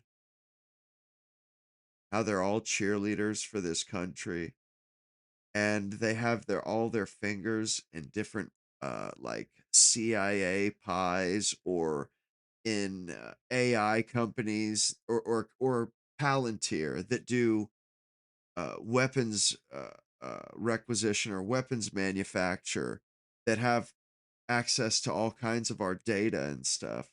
Like, it starts to make more sense. Like, maybe that is the case. And if it's not the case, if they're not in charge, they're certainly in the oligarchy. They have some input. They absolutely have some input. I mean, whether or not they're in charge, I hope not. It seems like maybe they're not totally in charge, but that's if we're lucky. It's a shame Nick's not going to do any shows. Fuck, man, for another week. Like, what a dick, man. What a little bitch. Yeah, I'm going to try and do a show every day this week. I missed a few last week because I thought he was coming back this week, but now I kind of need to. I'm going to have to do the shows to some degree. I need the money. I do make some money off of this show, and I need it, you know. And I actually have been considering possibly doing tree work, going back to doing tree work, or doing tree work for this summer. Like, I could totally do it as a seasonal thing, although uh I probably wouldn't be doing streams though. I wouldn't be able to stay up as late. But I don't know, I've been considering it, man. I'd like to get back into good shape, man. You know, just not in. I was in good shape at the end of the summer when I got hurt, but uh, not so much. I don't know why he's not streaming this week. I guess he's sick. I don't know. But he does this. He takes weeks off at a time when he does take time off. I don't know what it is for. Maybe he's doing shows on other people's podcasts. Not sure. But yeah, hey, and you guys could, get some memberships or super chats or whatever. I'd appreciate it. Especially since he's not doing any shows, because normally that drives up the views. That makes a big difference, actually. Uh, it's pretty much enough. I can get by with what I get off of. Yeah, I climb trees. I have a saddle and I have carbon fiber spikes. Uh, like a $600 saddle. The spikes are $1,000, although I bought them when they were 500 because of inflation and shit. They cost the same set cost 1,000 now, and I paid 400 for mine. And also, I have like a $250 helmet and shit, like a really nice helmet. Like, I mean, I could just do run my own tree service, although I would have to get equipment and stuff. But I mean, I might just do freelance climbing too, because I do miss it, man. And I kept me in such good shape. Like, I was fucking diesel, just shredded, fucking 8 pack in my 30s too. That's what's so dope. Like, I love that shit. Make good money. Yeah, it's dangerous, but it's killer money. You're in fucking fantastic shape. Fantastic shape. I mean, I don't think I could get in that kind of shape even if I worked out. It's like an 8 or 10 hour a day workout, especially if you're climbing. Like, if you climb every day, you won't have an ounce of fat on you. It's not possible. You can barely eat enough food. I would eat like 4,000 calories and still have an 8 pack. Yeah, eat 4,000 calories a day.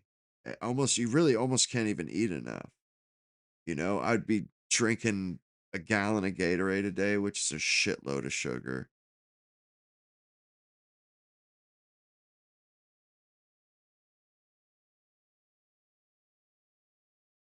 Yeah. Oh, you used to climb Stormberg. Yeah. No, I have a pair of German spikes, gaff spikes, uh, that I use. I've had them for like almost a decade now. They're carbon fiber. When the first, well, I bought the first pair that they came out with, but they weren't adjustable, and then they came out with a better pair that were just nicer. Like they actually perfected the carbon fiber. They're awesome though, and they weigh both spikes weigh as much as one of the old spikes, one of the old steel ones. They're geckos, but I ordered mine from the EU, and they're distals in the EU. They they give them a different name when they come to the US. They're called geckos. They make aluminum ones and carbon fiber ones. But yeah, they literally doubled since I bought mine. They're almost the exact same. Pretty sure they are the exact same, except mine, I paid like 400 and something dollars because like big oaks. We don't have any of the tall trees like out west. I know they got like 300-foot trees out west. Nah, not out here. We have like 100-foot trees. That's about as big as they get. 100-foot pine trees. Most of it's oak trees though. A lot of palms too. Like, honestly, I've always been kind of jealous, kind of envious of people that do tree work up in Michigan or in the Northwest, because they're all conifers. They're all like Christmas trees. So you just spike up the stalk. None of the limbs are big. You don't ever have to climb out on a limb. You just spike up the center and just trim all the little limbs off of the stalk. And that's how it is out west and up north in Michigan. Their biggest trees, their trees are mostly conifers, which is pretty much what a Christmas tree is. So they're super easy. You know, if I would be, I would, I would love climbing. I would never quit climbing if we had those kind of trees down here. Our trees are wide and sprawling. So you have to climb out on limbs. You have to know how to do limb walking and shit. You have to know how to set your line, do the limb walk, and then on top of that, we also have fucking palm trees, which is disgusting, bro. You literally get squirrel shit, palm fiber, all the rotting shit that collects inside the palm nut. Every time you cut, it just sprays you with fucking ugh, so gross. No, I don't. I have traveled out of state, but I don't. I mean, I've done tree work in Louisiana and Texas, but other than that, I've only done tree work in Central Florida, basically. Central Florida, and then around Disney too. Which, you know, it's good work. It's just it's hot and it's dangerous, you know. It's no joke, man. It's no joke. But that's kind of why I like it though, man, because it's so demanding. Like you have to live by the numbers, you know, you have to live by the clock or by the alarm. You go to bed every night at the same time, you wake up every morning at the same time. You know what I mean? Like it's a very structured life, but also I always have so much energy, you know, because I work so much during the day and it requires so much endurance and stamina, especially when you're climbing. I've done 8 and 10 hour climbs. Those will kick your ass that you'll be like barely able to stand.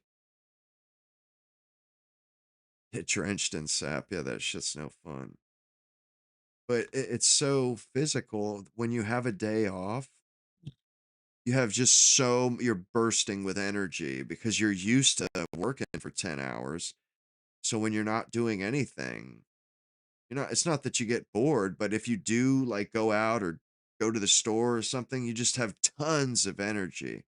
You know, I would go for runs just to burn off some energy on my weekends and sap sucks. It's not good for any equipment.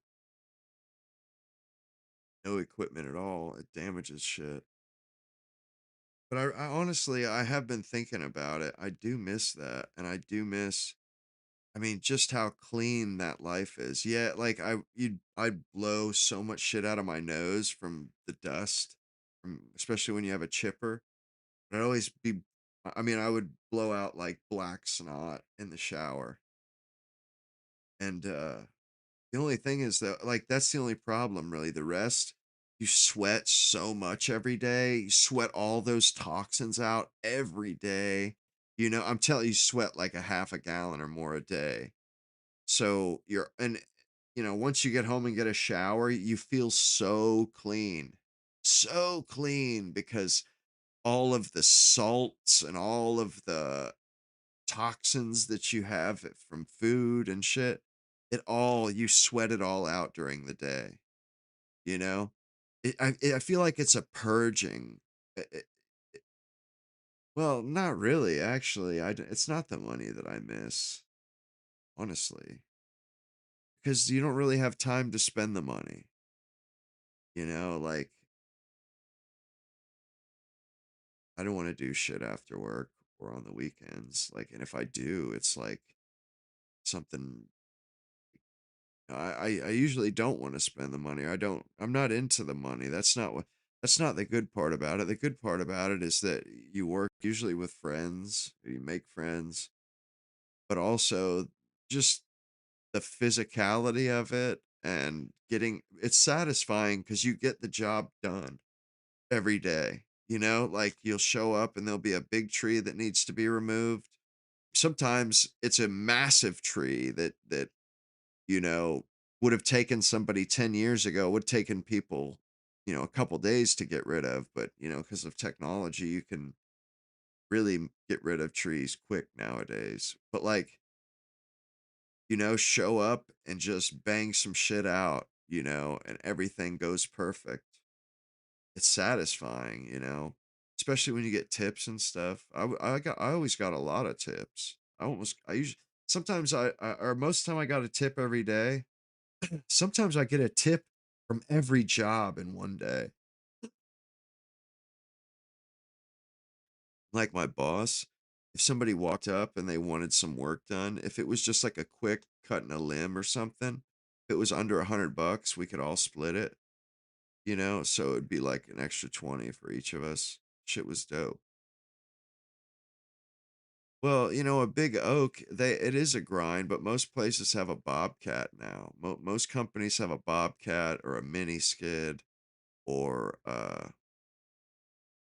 you know, they usually have some piece of equipment that handles that shit. You know, so really all you're doing is cutting. You know, you cut the logs and then the machine grabs the fucking big ass chunk. Because you're right, some of them chunks are 500-600 pounds. And when you do have a chunk, I mean, all the guys that I've worked for, they have a mini skid and a big ass bobcat. They just don't use the bobcat unless they need it. You know, so and so the work isn't as hard as it used to be either. When I first got into tree work, uh, 15 years ago, nobody had mini skids and skid steers, or a few companies, big companies had skid steers, but they all had wheelbarrows on the truck and log dollies. And you would have to fucking tote that shit out on a dolly. 500. I had a log dolly. I just sold it like 6 months ago, but it had cleats on it so that you could strap down, and it had 1,000-pound rating. It was a log dolly meant for 1,000-pound logs, you know, and you would have to tote that out of somebody's fucking backyard on their fucking grass, man. Be like two guys. Sometimes you have to get a running start and shit. But it's not like that really anymore. You only tote shit out if it's quicker to tote it out, or if it's one of the rare instances when you can't get a bobcat or nothing back to it.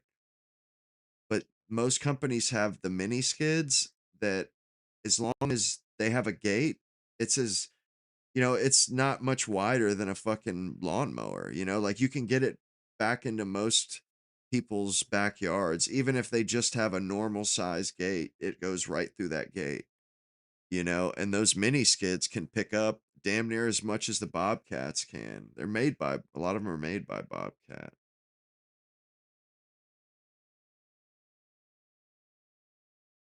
Yeah, you keep everything at a yard. You see your neighbor's yard where they store everything. It's just a piece of property. It probably have a shit pile too. It's easier if you have a piece of property because you can do all your tree work throughout the day, chip it, and chipping is dying off. Companies aren't chipping anymore. Companies they buy big grapple trucks now with claws, with the big dump beds, big ass, almost like sand trucks, but they have a claw and they just pick up all the logs because it's way faster than chipping and it doesn't make so much noise. And the foreman just needs to have a CDL and the foreman will drive the big log truck. Yeah, and you know, they'll have at least one or sometimes two lifts. I worked at a company where we had like three, like two spider lifts, two 80-foot spider lifts. I think one was a 90-foot. And like we would use that shit to do them 90-foot fucking topping 90-foot pine trees. What, you know, pine trees, they go way up without having any limbs, and they have limbs at the top. But you go up there and put a fucking rope in that shit and put a bunch of guys on the rope or tie it to a piece of equipment and then notch it and pop it and watch that. The way it falls is so pretty, man. You just fucking, because once it snaps, it doesn't do this number. It snaps, and then when the notch catches, it jumps. When it pops loose, it causes it to jump, so you get some air on that bitch. I mean, I got really good at it to where I could like, you know, I used trigger cuts and shit where the way you cut it so that all it takes is just a little, you touch it and it lets loose and the whole thing just, man, I always had a lot of fun with that shit. You know, just the simple fact that you're putting a big ass fucking trees on the ground. You know what I mean? Like there's something about that that feels good. Like the fact that you can dismantle a tree that's surrounded by structure and houses and shit, not damage nothing on anybody's house. Take this monstrous ass tree to put it into pieces and put it on the ground and nothing gets damaged, you know? Like that feels good. Like, and I kind of miss that. And also, you know, I was really good with a chainsaw. I always had really good, always had a lot of talent with a chainsaw, whether it be up in the tree or on the ground.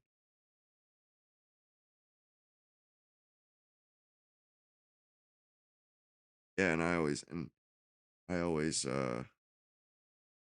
enjoyed it. I still have a power pruner. Still have a power pruner, a pole saw. I had a fucking ground saw and a climbing saw, but I sold them years. I quit doing it on the side so much, but it is what it is. Like I definitely want to get out of it eventually, but I like to keep my hand in a little bit. And it has only been since the end of last summer. It hasn't even been a year. I may do it again. I don't know. And right now, I got to kind of think about it because this is when they're hiring. You know, maybe I could get a foreman spot or some shit. You know, maybe or just a lift, just a trimming from a lift. A lot of places don't even need climbers anymore because they use cranes. Where you know you companies have cranes, so you don't even have to climb the tree. You just clip into the crane, the headache ball, and then have the crane lift you up into the tree and put you where you want to go. Which is sick if you have cranes because you can take massive ass trees out in like 4 cuts, like big ass trees. But I mean, you got to know what you're doing though, because you're talking about thousands of pounds of wood flipping, or you know, you got to really know where what's going to happen once you cut it. You know what they do is they'll set slings in the limbs in the right spots, and then have the crane tighten up to where it's tugging on the limb you're about to cut, so that as you cut through it, it pops and lifts just slightly. You know what I mean? It just separates. And then they move it slowly. That way there's no sudden shock or anything like that. They do it nice and slow. I mean, I've done a lot of crane work myself, actually. The last summer I did a lot of crane work. I actually got some video of it too. Like TikTok video or some shit where I'd be fucking riding the crane, riding. It's pretty legit. I remember when I was younger, before I did tree work, I would never do that. But for some reason, like I'm not afraid of heights anymore. It doesn't scare me. I've been 150 feet or over. I've been 100 foot in the air, hanging from my saddle, hanging from a headache ball. That shit's kind of wild. Like, you know, there's nothing around you. You know, you're just like, oh, but I don't know why, but I feel totally comfortable clipped into a crane. I trust my gear. I trust my ropes and my gear. You got to. And the one thing about, you know, you got to trust that stuff and you got to think ahead. I mean, you know, usually I prefer to be like tied into I prefer not to be tied into the tree I'm trimming. I'd rather either be tied into the crane or another tree, cuz in case the tree you're in falls, like, you know what I mean? You won't fucking fall with it. Like that's something that's always I've always had that in the back of my head. Like that would be my worst nightmare, to go down with a tree. Ugh, because it happens.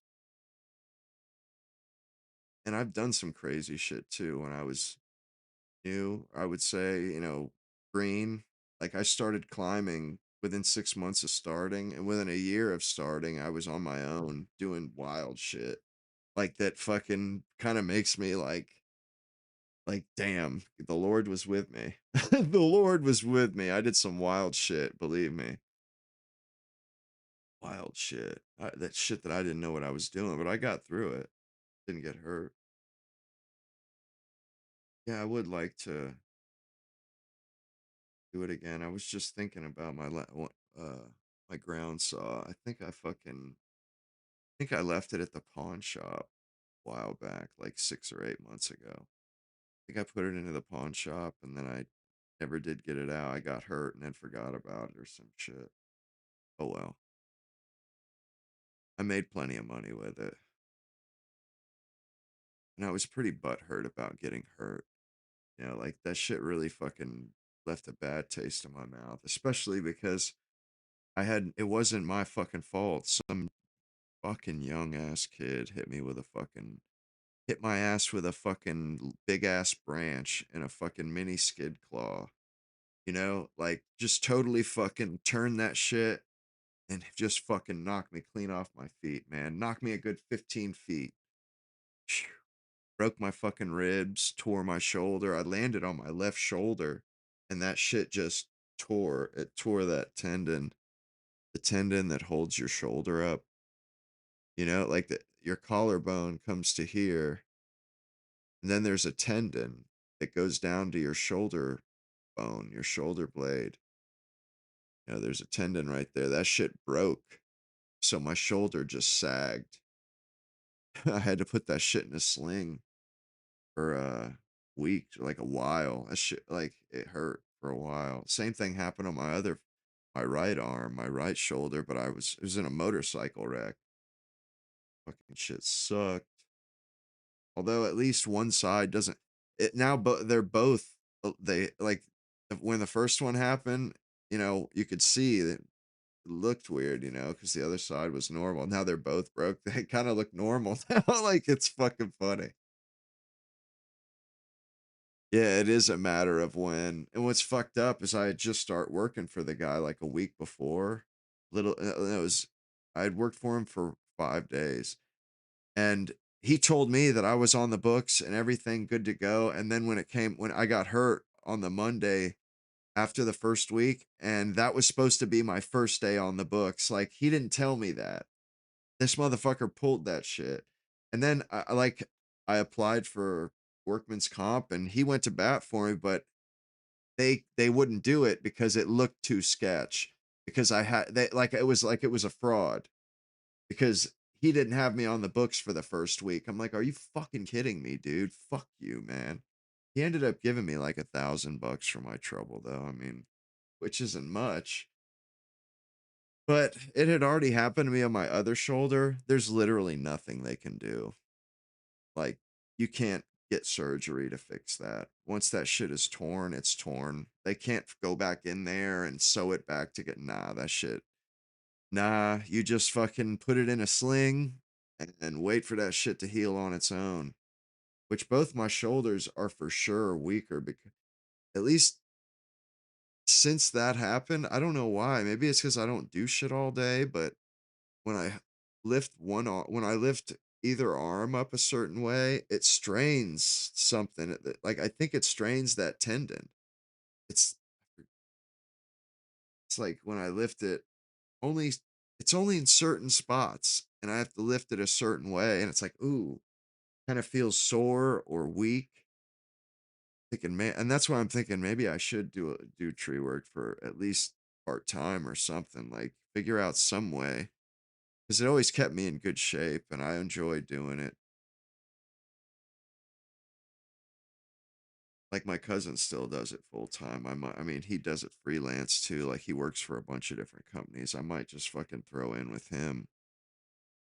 But I would rather just I don't want to do I don't want to be fucking around with that equipment and shit no more, man. I would rather just do the cutting. Like, you know, that's unsafe as in you're off the ground, you're up in the air and you're dealing with a chainsaw, but you know something?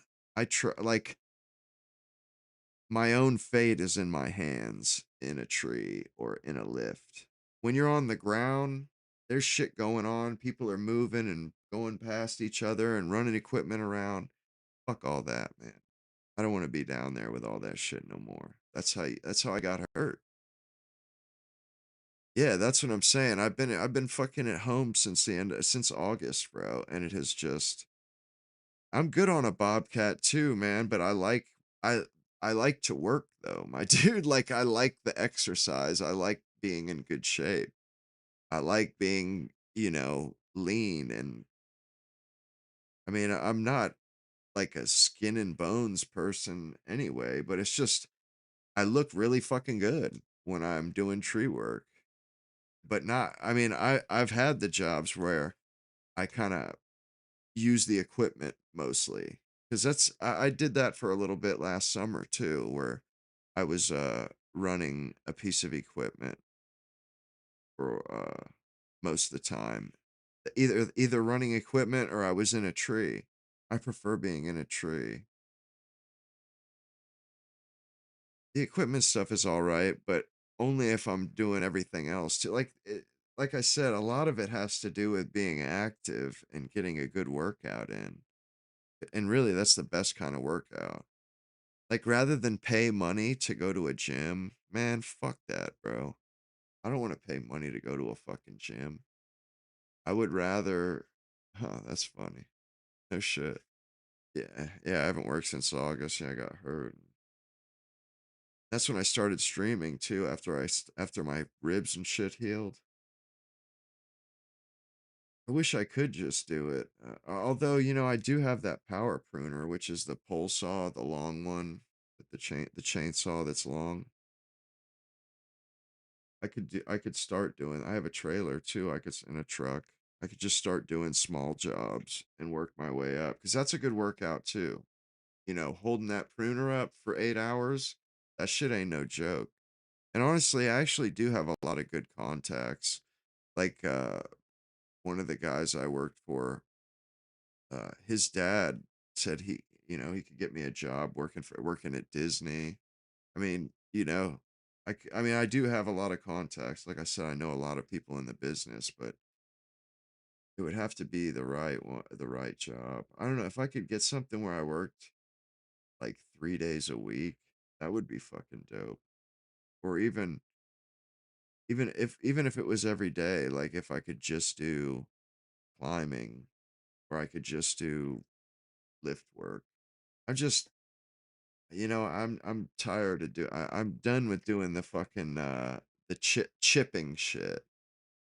Chipping shit up. Although that's and really my idea was because chippers are dying, more or less. People aren't buying chippers anymore. People are buying grapple trucks. I was thinking I did want to get my CDL so that I could drive a grapple truck, because then I could be a foreman or or just run a grapple truck. Those guys, a lot of times, all they do is pick up loads all day. Sometimes, there's so much work to be done when it comes to, because I know every company I've known that had a grapple truck, they would pick up other companies' loads for a fee. So sometimes they have two grapple truck guys, one guy that goes with the crew and another guy that goes on his own and picks up shit all day. But the CDL though, fuck man. I mean, I guess I could do it now, or like now wouldn't be a half bad idea because like my license is good and shit. Yeah, I guess it would be good now, but then again, I wouldn't get the workout. Like that's mainly what I'm focused on is like, yeah, wood chippers are needed, and yeah, I they definitely are. There will be wood chippers always, but a lot of work is being done without wood chippers nowadays. I think the last three companies I worked for, uh, last three companies use grapple trucks. Yeah, yeah, the last three. And they didn't used to use grapple trucks. They all had multiple chippers. But I worked at a place over a decade ago near Disney, and it was this redneck dude with him and his wife. They were like 30, fucking badass house out in the middle of fucking just great fucking land, dude. Cows. They had cows. They had fucking swamp boats, them airboats. They had an airboat. They had a big ass fucking warehouse they had built on their property that you could drive a semi truck into. It was like a fucking mechanic garage. but it had 2 bays, one on each side, so you could drive a semi truck through it and out the other side. Because the guy, he was the dude knew how to do everything. The guy, he could change semi truck tires. He could climb a tree and cut it down. He was like 30, man. That guy would dip like 2 cans of dip a day, man.